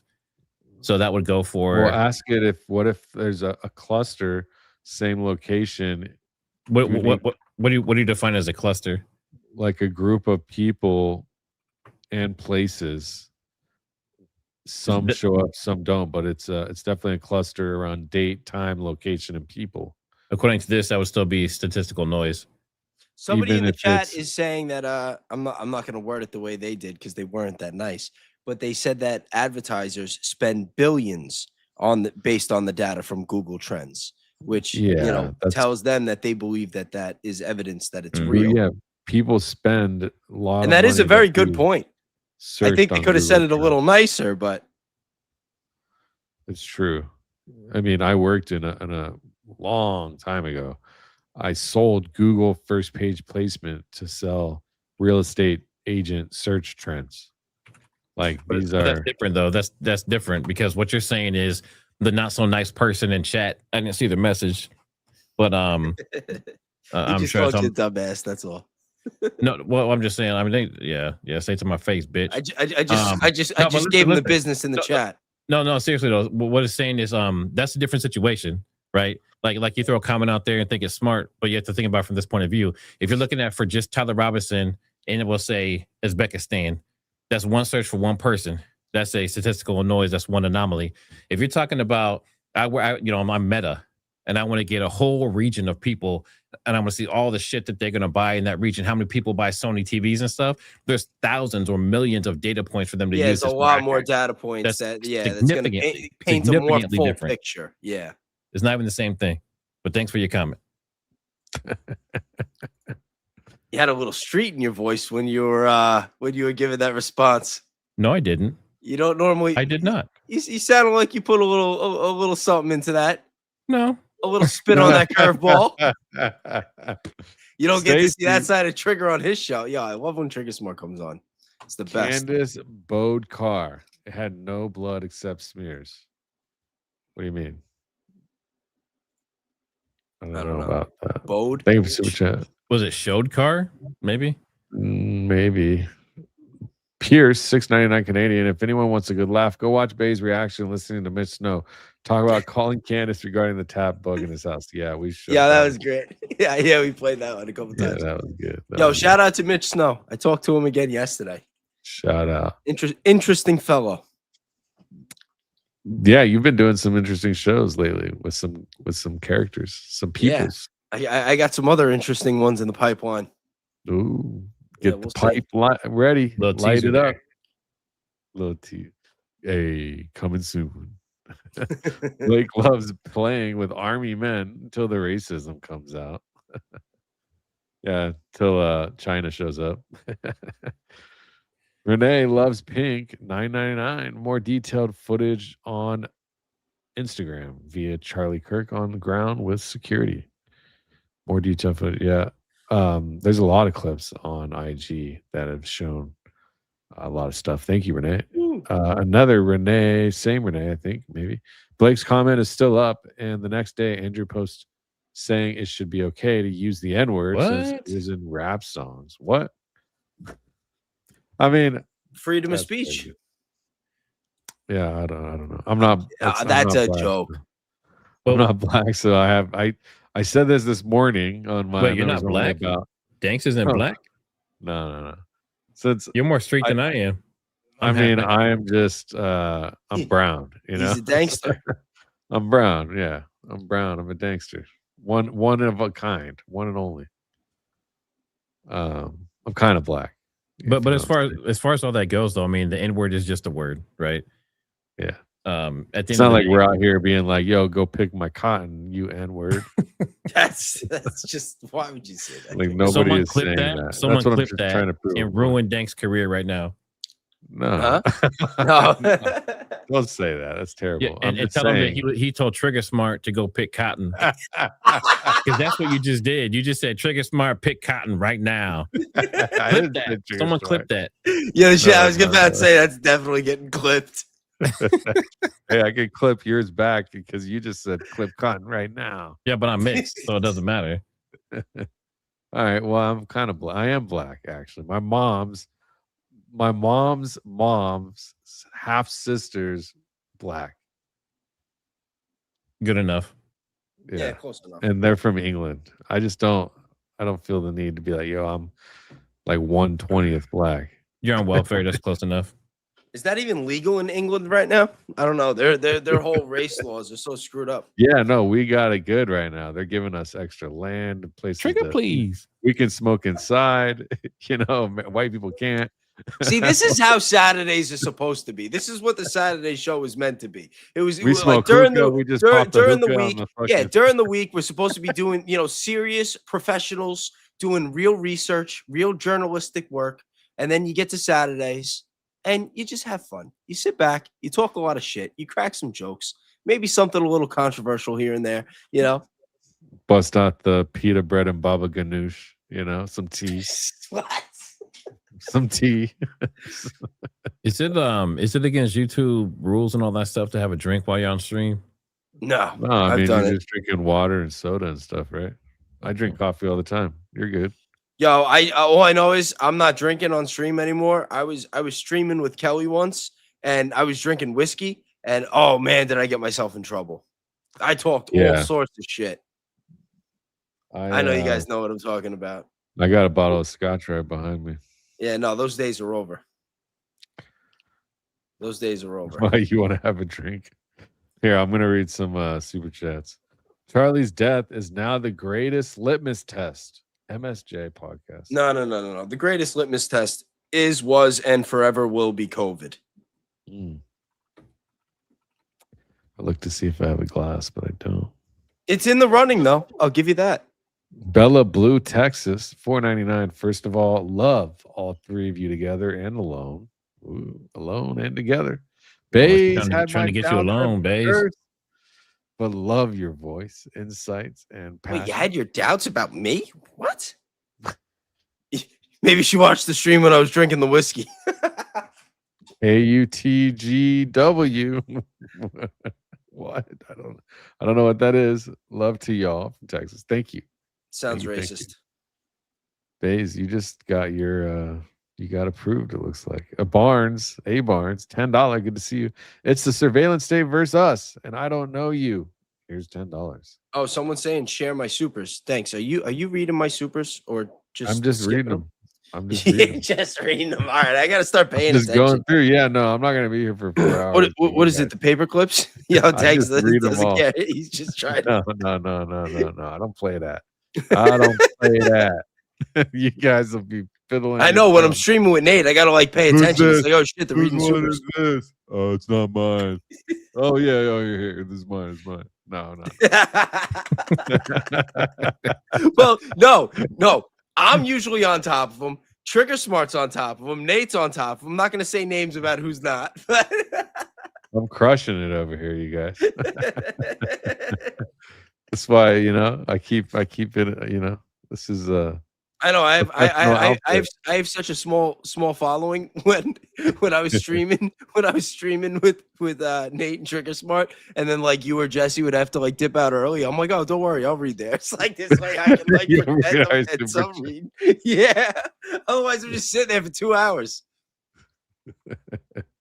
Well, I must But, say, both of you guys haven't only been here for a shorter period of time. You guys have built up some pretty good channels and definitely have some good audiences. So I'm proud of you guys, everything you've accomplished up to this point. Thank you, buddy. I really appreciate that. Yeah, thanks, man. We do have a great audience. Obviously, they're the ones that make it available for us to have the reach we do, and I'm grateful, man. We have great community inside of our Club Watcher Discord, and we're talking all day and laughing and sharing stories and the chat. When you come in the chat here on YouTube, it's like a family, and we just it's a great time, and we're all in everybody else's chat, and it's just It really is too. And like originally I was like, yeah, you know what? I'll stream like 2 or 3 times a week. And now I stream almost every day. I told my girl I would take tomorrow off, Shabbat Shalom, be with the family. But I'm streaming like 6 nights a week. But sometimes I just do the members only. Like if I'm gonna watch something, I'll just go on the members only and just like, because it's like, why not watch it there? I have like a little watch party, shoot the shit. I'll troll people. Last night I almost got myself into some trouble. I had to like take the stream down. I'm like, you know what? I'm not gonna leave this one up. This one might piss somebody off. You know. ADN, yo, shout out to American Discourse News. She is my official partner in crime when it comes to the trolling. Like I feel guilty sometimes. I'm like, you know what? I'm not going to send her a link tonight. And then she'll be in the chat like, yo, where's my link? I'm like, all right, let's go. Let's do this. well, a Yeah, lot of people have been crushing it. Yeah, if you guys are interested in the Lance Twigs stuff, like separate from the Turkey Tom stuff that we're not sure, like is it intelligence or something else? We don't know. But I don't give a Dom. She is a moderator for multiple different channels, including Barron's. But she's been covering that stuff. She has a smaller channel. She's just getting started, but she goes deep. So if you want to get into the Lance, somebody told me she went deep into the Lance Twigs. Bro, yeah, she she got one goes tonight I gotta too. check that out. So if you're done with this, make sure you guys go check it out. But she's doing some deep research over there. Yeah, she be crushing. She'll go 4 hours on like a drawing. You know what I mean? Like if you want to go into detail, definitely. Stacy Noble, why is she so angry most times? Such an odd display of grief. Talking about Erika, bro, she is like even the first. I mean, I just can't believe that she's had so much exposure in the media at all. This much, it's just crazy. Well, what do you mean? They were trying to prop her up to be VP. Bro. You know what I wish got a lot of exposure in the media? Her alleged Freemason ties. I think that someone needs to dig into that, because I was told. Now, I've talked to a couple people about this behind the scenes, and they were trying to say that the ring that was described to me that she was wearing was the replica of the Medal of Freedom that she got, for Charlie from Trump. But I was told by people that were close to her in the courtroom that no, that is not the ring they saw. That it had colors. That it was an Eastern Star, which is, a sign that she has some very strong Freemason ties. Interesting. So I think that is something that definitely needs, especially when you consider her parents and who they are, and their connections with the military-industrial complex. I don't know. I think there's still a lot of rocks, a lot of stones that have yet to be unturned. I agree wholeheartedly. You mean turned over? Yeah, that's what I meant. I Okay. wasn't going to correct Because we don't myself. want to Thank leave you for them. correct. We don't want to Yeah, leave them turned down. We want to pick them up and look underneath them. Yeah. I know what you meant. Thank you. Hey, I screw up my Barn. words all the time. You usually they correct me in the chat. If you like the Freemasonry in depth, Didi got a podcast. He's the great for that. best. Yeah, Yo. he is super deep into that stuff. Yo, Didi was supposed to call me recently too. He never did. I got to get in touch with him. A Barn says fake news backed by fake Trump. Trump had to create an enemy to combat fake news. Trump decided to combat fake news with fake news. Who can you trust? Speaking of Trump and fake news, he just said he's going to do a fourth term. Did you see that? He had a speech. He said I already won 3 times because remember the one was stolen. Yeah, and then he said, I'm going to do a 4th term. And he put his hat on and he said, it says Trump 2028. I saw. Yeah, I know. It's kind of crazy when I showed people. Let me see. I wouldn't even be mad at Trump doing another term as long as he doesn't throw us all in those detention centers and have ICE knocking on my door. He's got to go. I definitely don't want him at all. yeah, but serious question, guys. Who would you rather have? Another Trump term or a fucking Marco Rubio, Pete Hegseth administration? Oh, God. I would rather have Trump. I'm not kidding. You're all going to. I don't know, bro. I don't want any of that. I'm going to start a poll. When I'm gone, you're all going to be broke. Your business model is going to be finished. No, it's true. When I'm not around, you're going to be broke. There's not going to be anybody to report on to show just how much I care about the press. And I want to save your ratings. I'm pleased to announce my intention to, and this is somewhat of a scoop, my intention to run for a 4th term as president of the United States. I will be doing that. I will be having an official. So what was he actually the president while Biden was president? Do you think it was actually Trump? Why would he say a 4th term? Because one of the elections he says was stolen and they have proof of it. Yeah, but he wouldn't say term. He would say you would say term if you actually worked it, right? You actually were working. He was working behind the scenes. In fact, I think I have. Yeah. I won 3 times. Now I'm going to do it again. Thank you. I'm going to do it. Should be easy. I'm getting very good at running for president. No, I won 3 times. Did very well the 2nd time, by the way. It's a rigged election, but we don't have to talk about it. Guys, so weird. Didn't they investigate and they found out that a lot of those machines were rigged though, and a lot of those counts were off? Yep. Yeah. Yes. Yeah. It was. Yo, I'll never forget too. Is this a topic we're allowed to talk about on YouTube? I don't even know anymore. I know there's certain things we're not. What's the topic? The 2020 election. No. We're not allowed to talk about it? Not if you want the stream to be pushed. Really? Damn. Yeah. Damn. All right. All I'm gonna say is you don't talk about fixed things like that. Yeah. All right. I'll save it for X. I know there's a lot of. Actually, no. I'll save it for my next Discord. If you sign up at clubvatra.com/realbays, I'm There you doing go. I'm doing Discord live streams where you guys get to share the stage with me and shoot the shit. Shout out to Scotty. He stole the show the other day. Yo, oh my God, you guys should have been there. You should have heard Scotty rant. This guy stole the show. But anyway, that's where I get into the stuff, or I'm going to get into the stuff that I'm not really allowed to talk about on YouTube. And you get to hear Baze say stuff like, and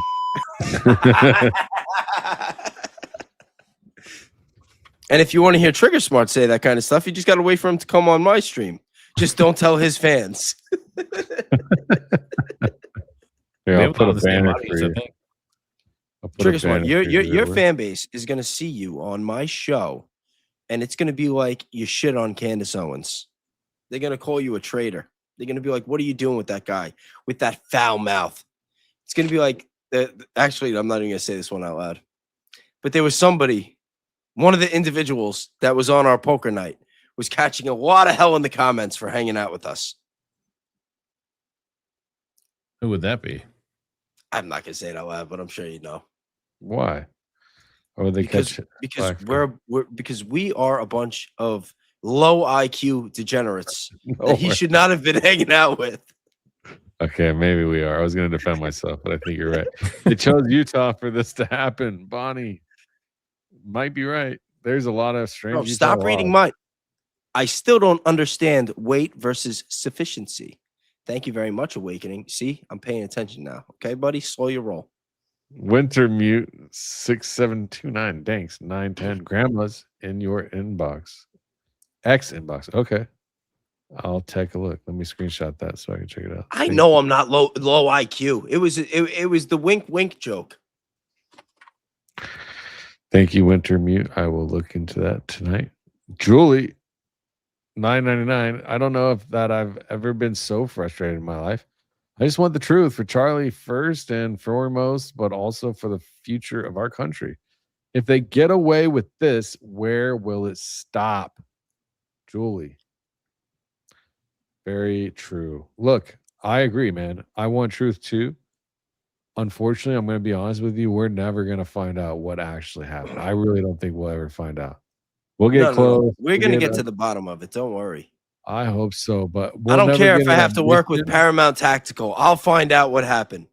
We'll Shout never out get an Paramount Tactical. admission. We'll never get an admission saying, I really don't think we're going to get the truth like that, like to satisfy everybody. What do you think? Anybody?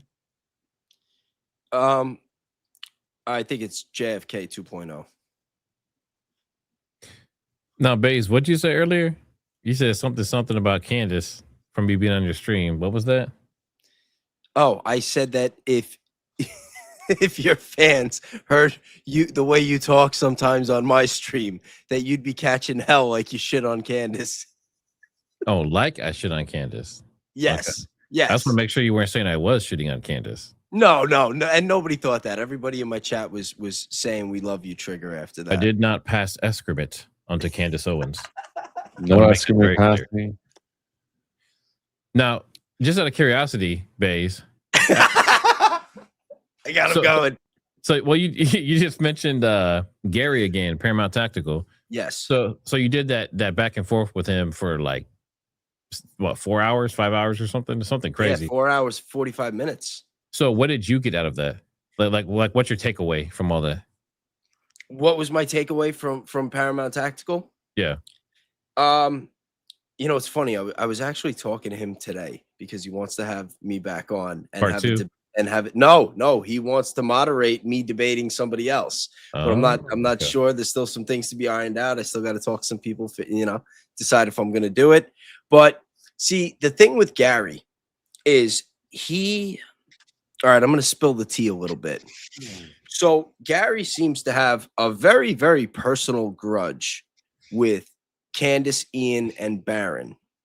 And he thinks that they have some confirmation bias, and that, all the people that believe the conspiracy theories have this like confirmation bias with the research that we do, and that we sensationalize certain things and that we don't like stick to the facts. But my personal opinion is that some of the digs that have gone back and forth between him and them have, like struck certain nerves with him, where he doesn't always acknowledge his own personal bias. You know what I mean? So I'll be honest. When I went on that stream with him, he was hosting the stream, and I had made multiple videos and attacked him, and I called him a traitor on X. He called me a piece of shit.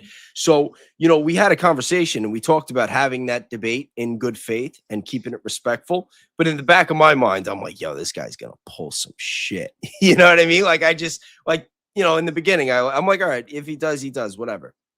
But I got to tell you, although I disagree with Gary on a whole lot of things, the one thing that I do have to say is that he's kept his word with me.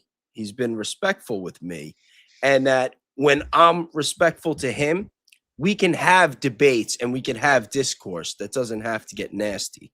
And, there's a lot of other allegations and things with him. And whatever. I've told him before, I'm like, listen, if you really want to prove you're not a Fed, and he'll be like, he's like, Baze, I don't give a fuck if you think I'm, he really, I don't know. The guy stands by what he believes or claims to believe. I'm muted.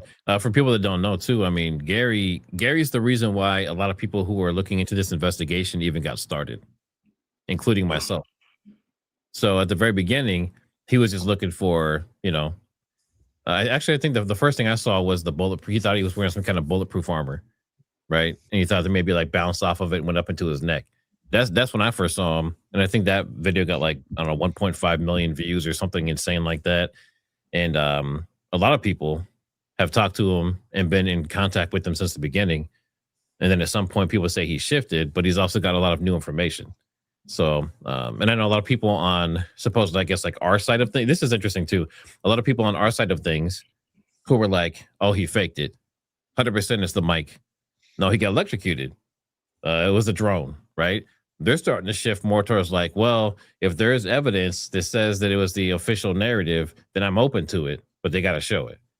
Right. So you see people are kind of getting much towards the center. Right. And then we just got to see that evidence and see what happens. So, I get where he's coming from. If he thinks he's legitimately, already made a decision based on that stuff from the official narrative, because he might have more information than what we've seen because he's friends with those people. He's friends with TPUSA and all of them. And he hangs out with them and wears suits with them and they have brunch together and shit. Right. so he's right there with them. So he may be privy to stuff that we have no idea exists.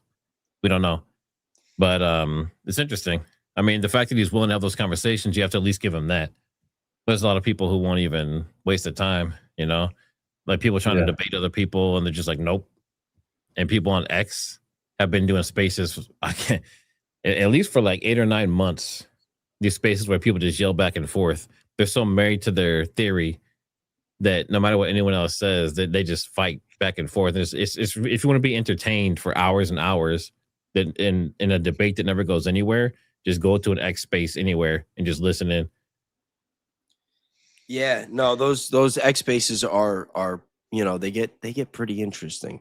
But one thing that I will say, I don't want to speak too much about private conversations or whatnot, but this is something that I'm he's talked about on his show plenty of times, I'm sure, is he says that the people on our side, the people that don't question the narrative, that he thinks that we would be a lot more credible if more of us owned up to our mistakes. He thinks that certain people occasionally get things wrong, and then instead of acknowledging it, that we just move on to the next thing. What do you mean, on our side, us or them? Yeah, no, us, people with the conspiracy, like for instance, the stock photo, that's a big one that, and I didn't even understand why he thought that one was such a big deal, because I saw it as a minor data point, and he thought that it was a massive deal. But or the alleged stock photo, because when the image of the gun first came out, and I told him when I was looking it up, it was saying it was a stock photo, and it was wrong. It turned out that it was the legitimate photo of the weapon, but it was the New York Post that had put out an article showing the picture of the gun, but it did not confirm that it was the gun. So what ended up happening was anybody that was using AI, because the source that it was referencing was not confirming that it was the gun, that the AI, I don't know if it's a hallucination or how you want to put it, would say that, it's not the real gun because it wasn't confirmed.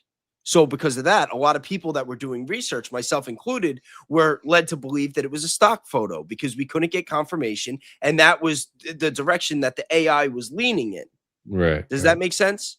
Of course. So then Gary, because this stuff, gets a little tense and they're going back and forth, and you got to understand, like things get very, very nasty on X both ways. I mean, you got Blake Neff using the word coon at Candace. You got people calling Gary a traitor. So like once things start getting personal, you don't want to acknowledge when the other side is right about something. And then some people may not want to admit that they're wrong, especially if they're getting constantly attacked.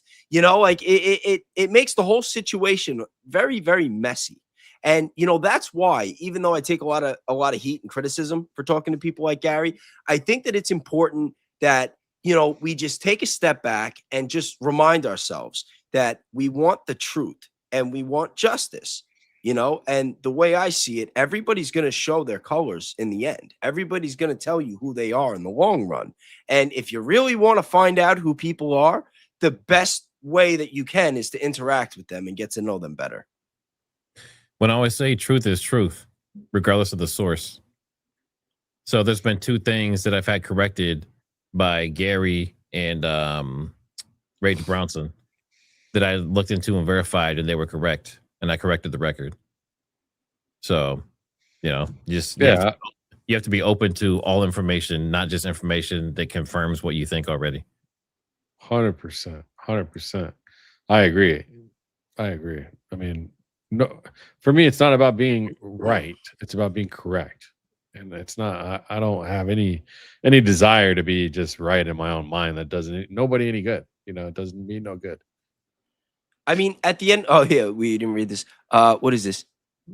G Cha Marie. I'm probably not pronouncing that right. Danks, maybe you should read these.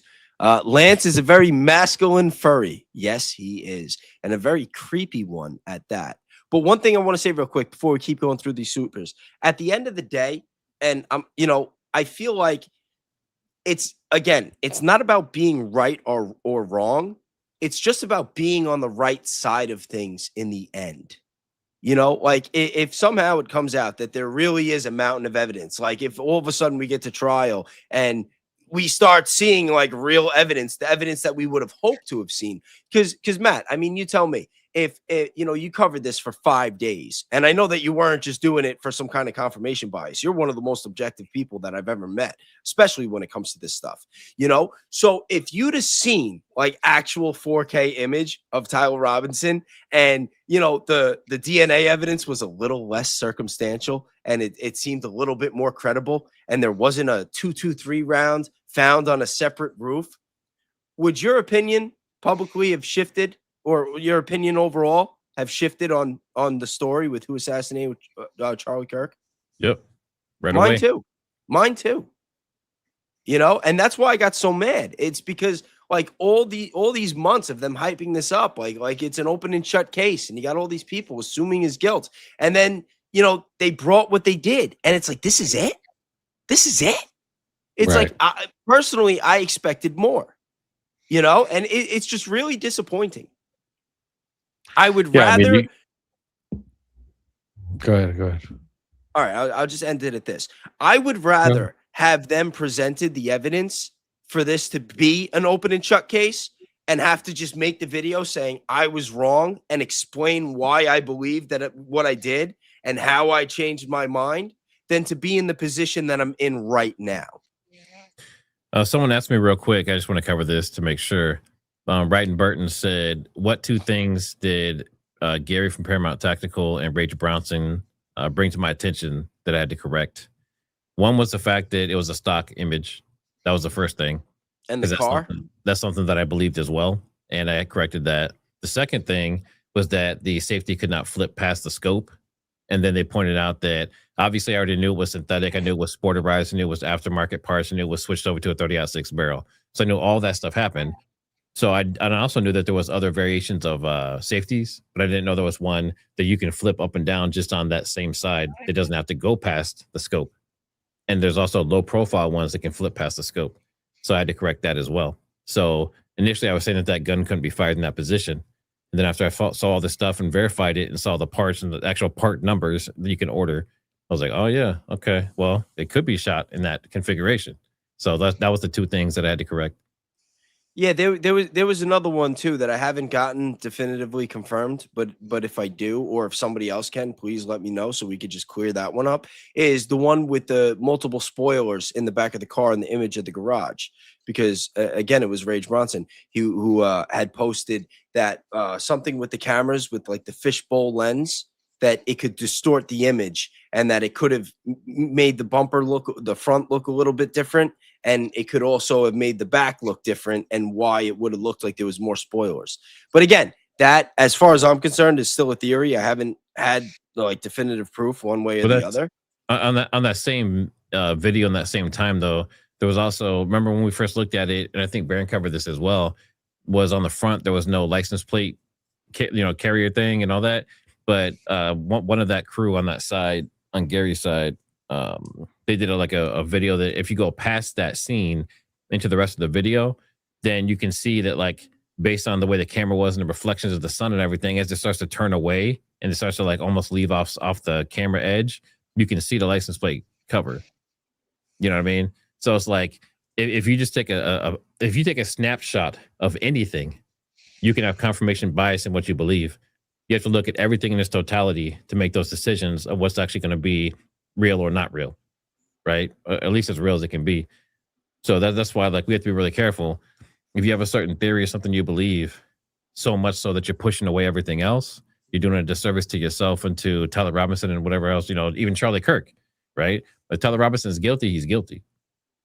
That's just the way it is. So I'm open to anything, but like on my channel, I've always looked into everything.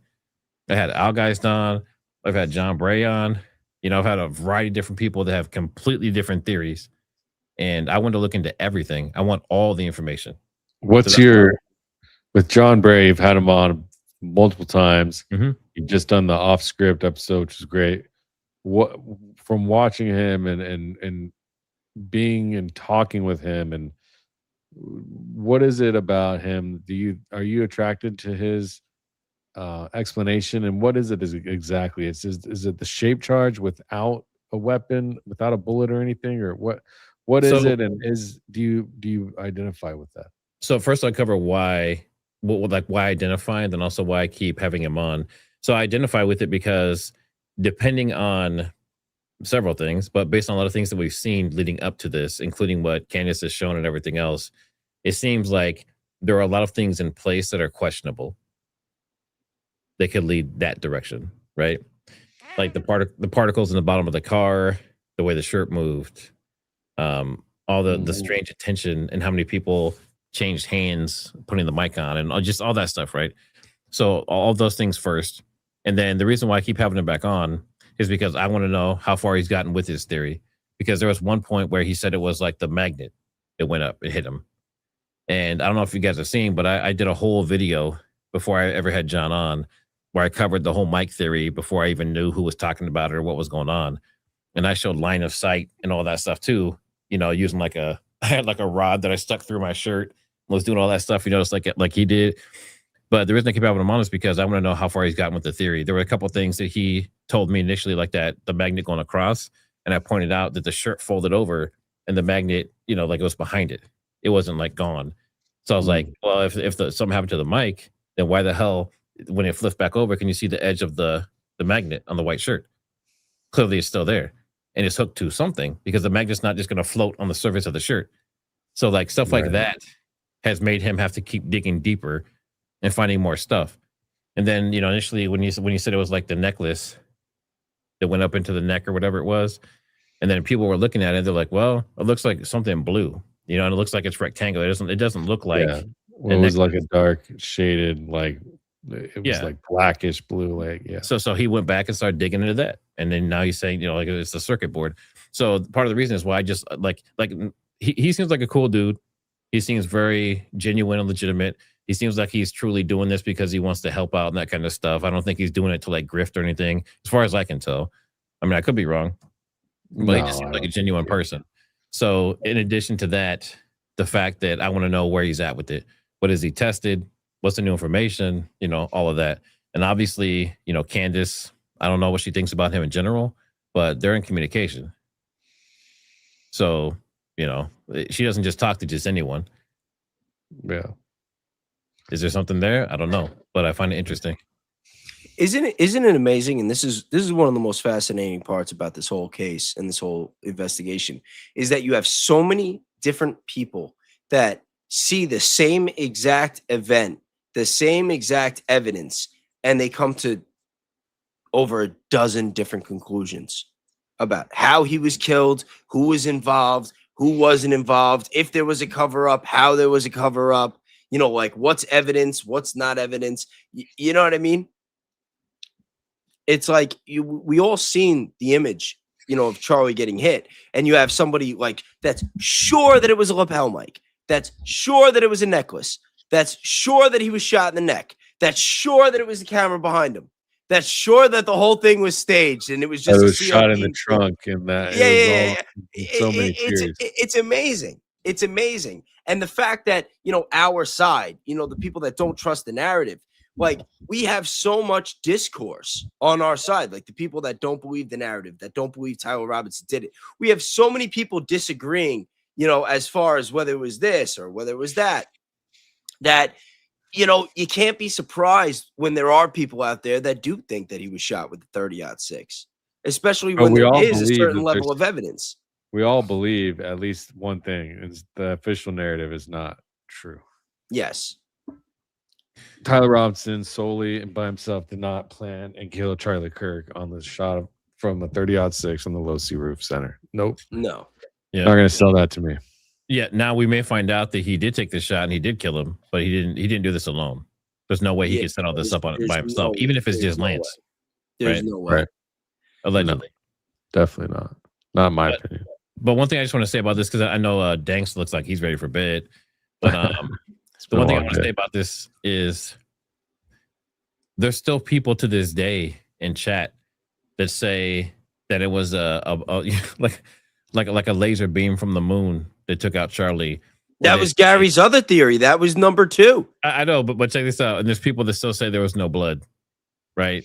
Like there's certain people who, for whatever reason, have held on to the things that they found in Daylight 1 and 2, and they have not evolved since then.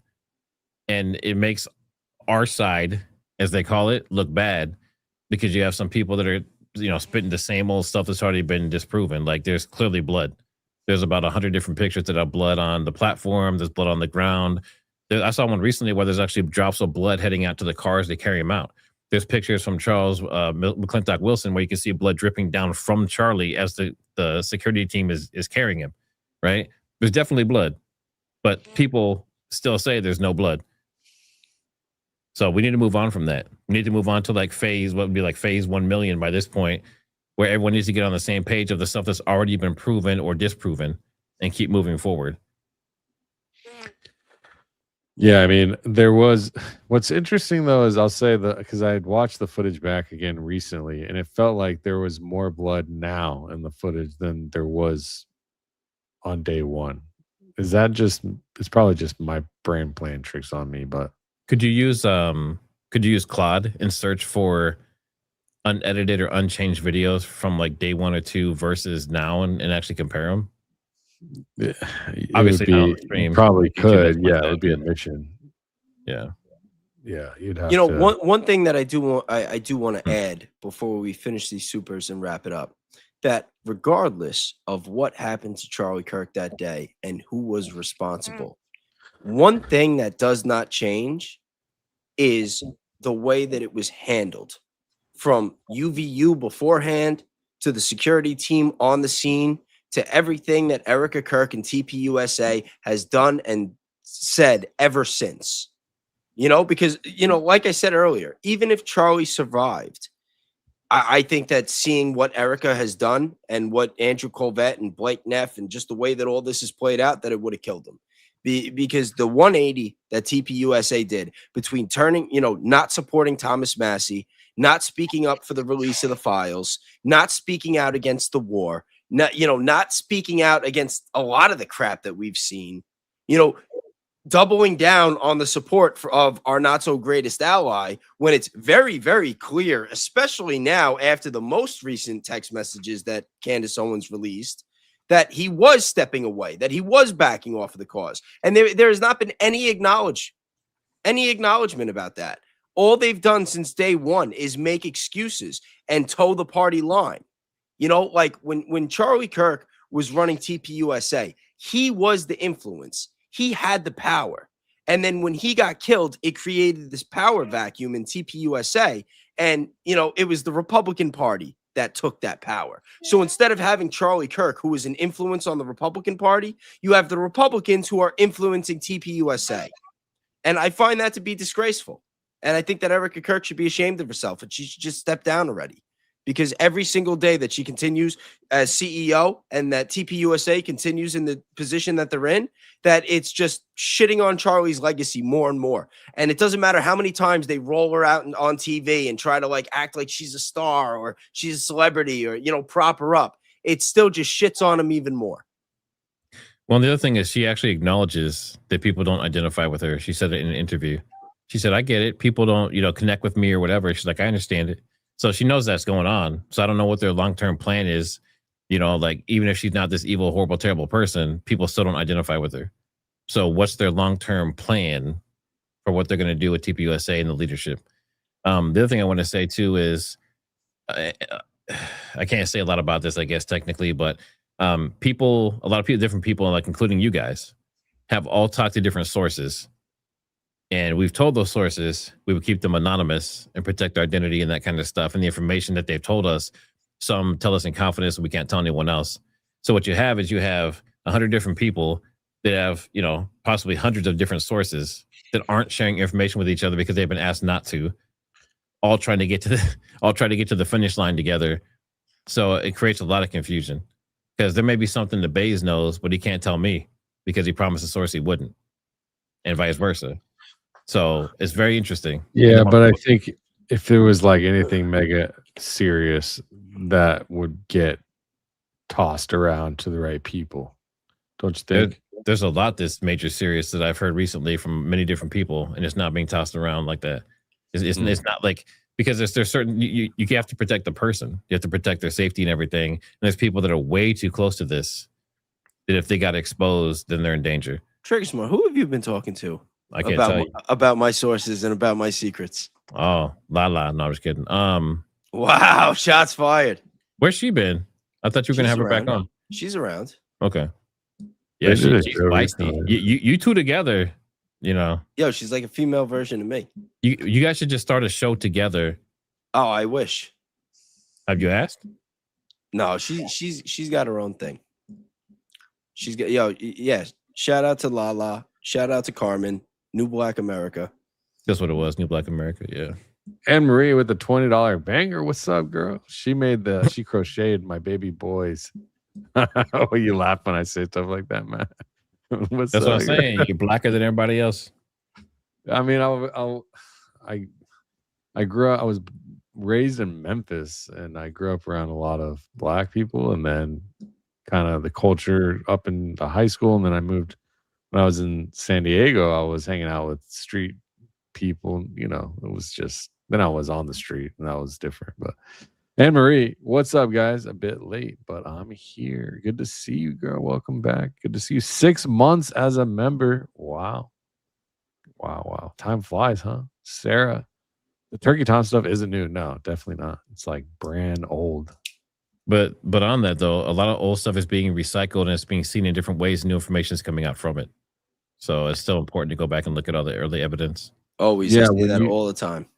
You look at the the older stuff again, 10 months removed from the original situation, and you see things you didn't see, or we catch things, or it hits differently, or whatever. You know, you have to go back and look at history. Jess Happy, $50, big super chat. Thank you very much. 3 guys right here. Really appreciate all of you. I especially love when Young B gets fired up. Got here late, but I'm glad I made it. Did I miss anything juicy? Christ is king indeed. No, I'm pretty sure you caught most of the juicy parts. Don't worry. Thanks for the super. Big super from Anne Marie 50. This is for your wife. Thanks towards a Patty or Manny, whatever she wants before babykins arrives. That will help her relax. Thank you so much. Yeah, so we are expecting anywhere from the 5th to the 15th of August. So 10 days to 20 days. We got a baby boy on the way. Tomorrow, I'm taking my wife, pregnant, of course, my daughter. We're going to San Diego for a couple of days, go to the beach. Got us a hotel. So it'll be the last trip as a trio, spend time together. So this will be a great contribution. Thank you. Thank you. So that being said, I'll be gone until Wednesday, but I'll upload some clips and stuff. Thank you, Anne-Marie. Sarah Bell, 499. The Turkey Tom side of things in regard to Lance Twigs was around shortly after Charlie Kirk. It's just now getting traction. Yeah. Is that a repeat? I think they just, same person there. Okay. Following up. But yeah, no, we're aware. Thank you, though. Beanzo, $5, had to jump over from Danks to show Bass some love. Keep up the good work, guys. Thank you very much. I appreciate that. Thank you. Will be me forever. Do a Bing search with Copilot. Presidents for the last 40 years, it states Biden to 2021 to present. Donald needs to stop using Bing, or is Bing correct? Would explain a lot. Ha ha. Yeah, time shift. What are we, time shifting or what? You know, what do you guys think about like the CERN getting shut down? It's been getting a lot of traction lately, like time shifting and The you guys believe in changing. Yeah. You think that we're living in some kind of weird matrix glitch type of thing? I think it would be a lot easier to move forward in time than back in time. I could be wrong, though. I don't know. Like, I do believe that you can move forward in time, but I don't know if you can go backwards. Yeah, I think it's been proven you can go forward in time, right? Yes. Yeah. And if you want to know, like, basically, the faster you go around, like when you get out into the atmosphere above Earth, out of the Earth's atmosphere, I guess, and you go fast, I guess the faster you go, and I don't know, maybe I should just stop talking. The faster you go, the faster you go ahead of the, I don't know, whatever. Anyways.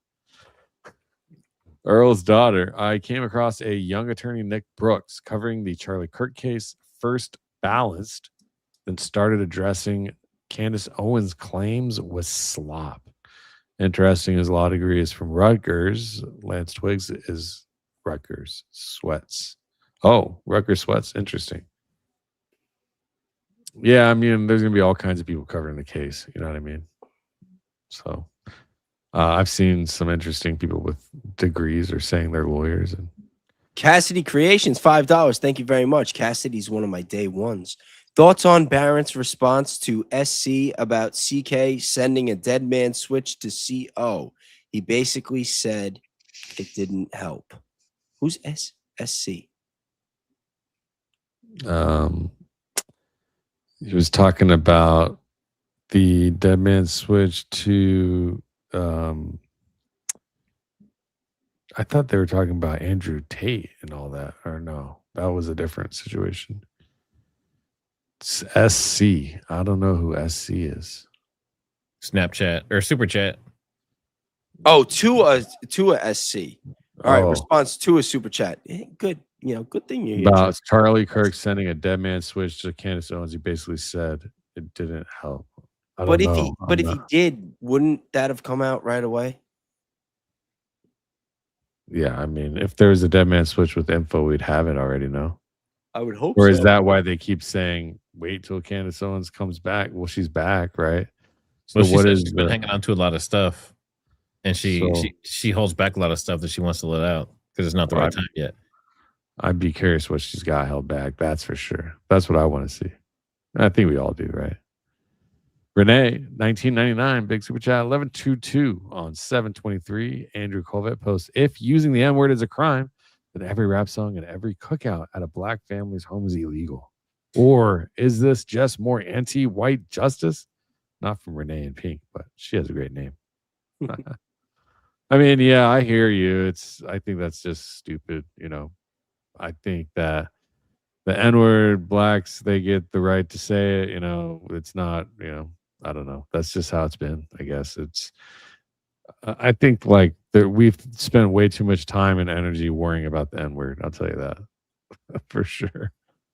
I don't know. I don't think it should be used. I don't really. It was slander against slaves, and if they. Now remember, this is coming from a guy that told me earlier on the stream to pick cotton. Don't forget about that, and make sure you clip that. I'm not kidding. I didn't.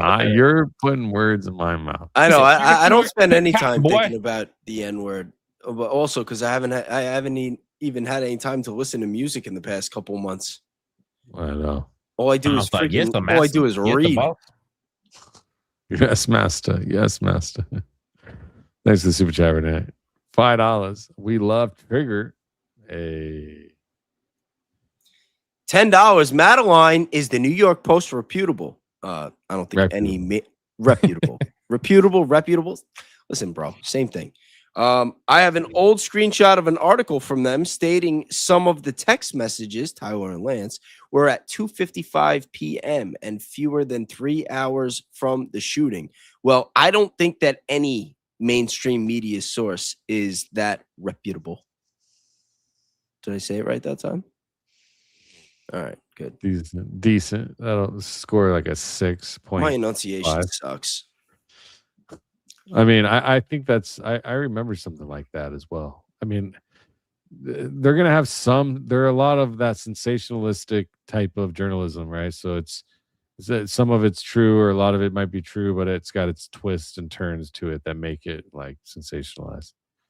But yeah, there's a lot of discrepancies around the timing of things, the evidence itself, but particularly timing for sure. Thanks for the super chat, Mike Anderson. Join us Saturday mornings, members only live streams. Baze or yeah. Baze. Oh, is that me? Oh, sorry. Will be me forever. They met online, then became roommates. That is some Moco Ultra Sun crap. Mortal Kombat Ultra. That me again. Gary makes me think the power of the mic is a terrible thing to waste. Power of the mic. Philippe, hero boys. Why does Blake Bender and Kelly call Barron a plant fed on X Spaces? Are people really believing that poop? Baze, be careful. Gary want you. Yeah, Blake and them. Yeah, Blake definitely be calling everybody a fed. Yo, listen. I've told the story a million times. I had Kelly call me one time saying that Blake was breaking her balls, wanting to see our DMs because he thought I was a fed. And then me and Kelly called Blake on three-way, and I confronted him about it. And then Blake said that Kelly was a fed to me on the call with her. That was the famous when he had that video that he didn't want to release, like forever. He was holding on to it forever. And he's like, hey, you guys tell your handlers, I want $100,000 in unmarked bills and you can have it. He's like, but I also want assurances and you'll never see me again. Yeah. Now he tries to say that he was joking, but he was not joking. I can promise you. He was not. Shout out to Blake. He gets hyped up. I love Blake. I do. I know I can't shit for saying it, but I can never dislike Blake. As Gary, long as he's talking to the ladies with respect. Yeah. It's you. Oh. Ferns, why fall to left when hit on the left? Equals opposite. Yeah, that's a good point. That's a very good point. I've been seeing people saying, like, especially Barron again, and shout out to Barron for all the work, but he mentions that 2,000 pounds of energy being thrusted into his body, and he just kind of like jerks up and then flops. It's weird. That's just I don't like, it doesn't make sense to me. Renee V01818, $20. Thank you. I agree with Andrew posted that the day after the comment from Blake. It seemed like Andrew was trying to get ahead of the racist anger towards Blake. Just weird. They do work like a little posse, don't they? They're strange, bro. Like Charlie Kirk, he's probably turning over in his grave. Imagine these are the people running his studio, running his business. look at the way they're acting. They're freaking children. They're dumb kids, bro. Yeah, but not Where's consider the this. politics? Where's the real debate? Where's the honesty? Where's the transparency? Where's the truth? Where's the debates? Where's the research? Where's the care for the people that are supporting them? I just don't get it, man. Yeah, but look at Charlie. He knew these people. He was married to one. He was supposedly friends or acquaintances or whatever, and business partners with the other ones. They did the show together. He was around them for years. He hired these people, all around him. So are you telling me that Charlie had no idea that any of these people were like this at all? I don't buy that. So I don't know. Maybe people change. Once he's gone, maybe he doesn't see that side of them. No. I don't buy that either. Listen, none of these guys were smarter than Charlie. Like even the shit with Erika. Like Erika couldn't fool us for a freaking week. You think he fooled Charlie for years? You know what I mean? Like, come on. Listen, you see guys like Andrew Colvett, Tyler Boyer, Blake Neff. Like you think that these guys are getting shit past Charlie? You know what I mean? Like that's why I don't believe that they were involved in a conspiracy to actually, off him. Like he would have seen that coming. Like he knew exactly what to watch out for with these people. He kept them in their place. And this going back to what I said earlier, Charlie had the power. He was the influence. When it came to all these scumbags, he had them in check. He kept them in control. Once he was gone, none of them were going to actually take the power. Andrew Colvette's just happy to be sitting in his chair. Blake Neff's just happy that people know his name. Erika Kirk is, I don't know what she has to be happy about these days. She's got a lot of money. She's got a lot of nice jewelry. Like maybe that's enough. Like maybe every time she gets upset and like goes online and sees how the public feels about her, she just goes out and buys something with, all this money that she's come into. Who knows? I don't know. But one thing about this too, she's in a very unique situation, and so was Charlie. It's not very often that people have so much power. We're talking about extreme amounts of power, not just in politics, but also in religion at the same time. Think about that. Yeah, Erika doesn't have the power. Erika has the same title as Charlie. And TPUSA faith. She has the title. Yo, Erika couldn't even keep what was the college? Was it Georgia University? You're talking about a person. You're talking about a person. I'm talking about the whole network of hundreds of employees or thousands of employees across hundreds of churches across the entire country. That's what I'm talking about. I'm not talking about. But that's what I'm saying. I'm not talking about Erika. Erika doesn't matter. She could leave today, and it wouldn't change what I'm talking about. Oh no, you're talking about the power of being able to run TPUSA. No, whoever's actually making those I'm talking about the power that TPUSA and TPUSA faith have over humanity in the United States and international. It seems like too in some cases. That's what I'm talking about. No, but do you think that Erika herself is really making these decisions about what's happening going forward? Or do you think that maybe she's being influenced, or dare I say handled? It's a good question. You think she's being handled? Especially if she wasn't involved in Charlie's murder and she actually thinks like, oh shit, what if they do? You know what I mean? Like if somebody did she say that she wanted to take over, or did somebody that she was afraid of say, hey, you know what? We want you to take over now. I don't know. It feels very staged, obviously. Feels like they put her on there. Staged. It does feel Renee, staged. Charlie traveled over 300 days a year. Erika just had to fake it in a day or two at a time. Ooh. That's a hey, good baby, point. I love you. Why don't you come over here to the room real quick? Let me show you how much. No, it's not fake it 2 days at a time, though, because you think if Charlie's on the road that he's not calling his wife every day and not on FaceTime. Yeah, you know, video calls and all that. It's easy to write off. You know, I don't know. When you live that he kind was of never lifestyle, home. you live that kind of lifestyle. A lot of times, even if you have kids, you could probably get caught. And then regular all day, you don't go talking. Maybe once in the morning, once at night. Listen, you're gonna know your spouse. Yeah, you're gonna know who your spouse is. Yeah, true.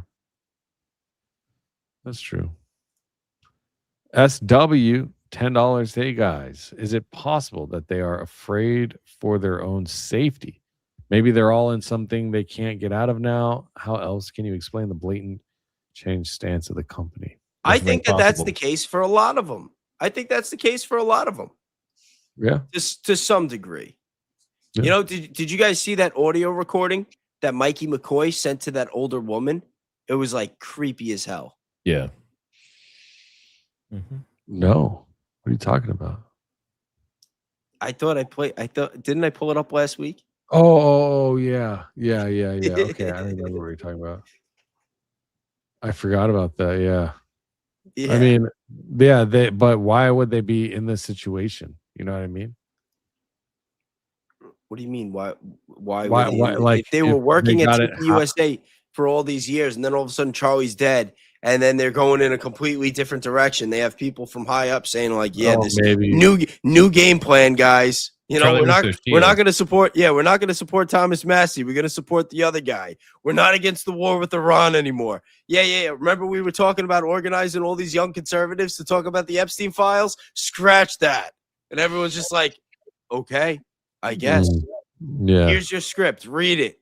It's like, wait, this is you know what I mean? Yeah. Yeah, I mean, like I said, I always end up back at Charlie Kirk, and it's like in any conversation. And at the end of the day, this is so frustrating to just be gaslit over and over and over again. That's why I'm here every day, day in and day out. People are in the chat, and like you guys said, I'm tired and sleep talking. Yeah, because I'm up early. I'm up at like 6:30, 7 o'clock, making content, researching, trying to, just like everybody else here. You know, we're all tired. You know, I'm dealing with a pregnant wife and a kid and another one on the way, you know, and it's so last minute, and cleaning and putting the room together and, you know, front yard, backyard, all kinds of stuff. And it's but I'm here though, full time, day in and day out. And that's because we want the truth. And yeah. So anyways, I think that's about it. I appreciate everyone being here. Matt, thank you for joining us tonight. Bays, you already know. Who would be able to blow the whistle to? Who can they trust? All the authorities seem to be in on it. Yeah, that's the scary part, right? That's the scary part. It's like, who do you go to? Yeah. You can't go to anybody. There's nobody to go to. There's literally nobody. Who do you go to? You know, that's the position. Yeah. But Matt, tell everybody where to find you. Well, first of all, I think you should definitely, you know what I mean? No, for it's Trigger Smart on YouTube and Trigger Smart HQ, because Trigger Smart was already taken everywhere else. Mostly on X, Spotify, YouTube, and I'm working on right now Instagram and TikTok, but I don't really like doing shorts. I like to have a lot more substance in the videos, and I don't feel like you can do that in like a minute and 30 seconds or 2 minutes. But yeah, that's me. Oh, you wait till you see. I'm gonna tag you and collaborate with you. I'm gonna tag you and collaborate with you with what I clipped from you tonight and post it on Instagram, and it's gonna do really well. Yeah, I might clip some of this for while I'm gone this week. And speaking of, you guys can follow me on Instagram, on X at Real Bays. Subscribe if you haven't already. You know, Danks as well. He's building up his Instagram. He's already a celebrity on X. I don't know about celebrity, but I'm just posting information. Follow me on X, Dankster Intel, on YouTube, Dankster Intel on Kick. We're live on Kick right now. We got 2 live Kick viewers. Come hang out sometime, and come over to Club Vatra. That's where we do the private Discord, and Jesse on Fire is there, Bays is there, I'm there. We've got lots of others that are joining as well, and yeah, so come hang out at clubvatra.com, clubvatra.com. Thanks everyone, love you. Have a great rest of your weekend. We'll see you next week. God bless. Follow everybody, and yeah, peace. Have a good night, guys. Cheers.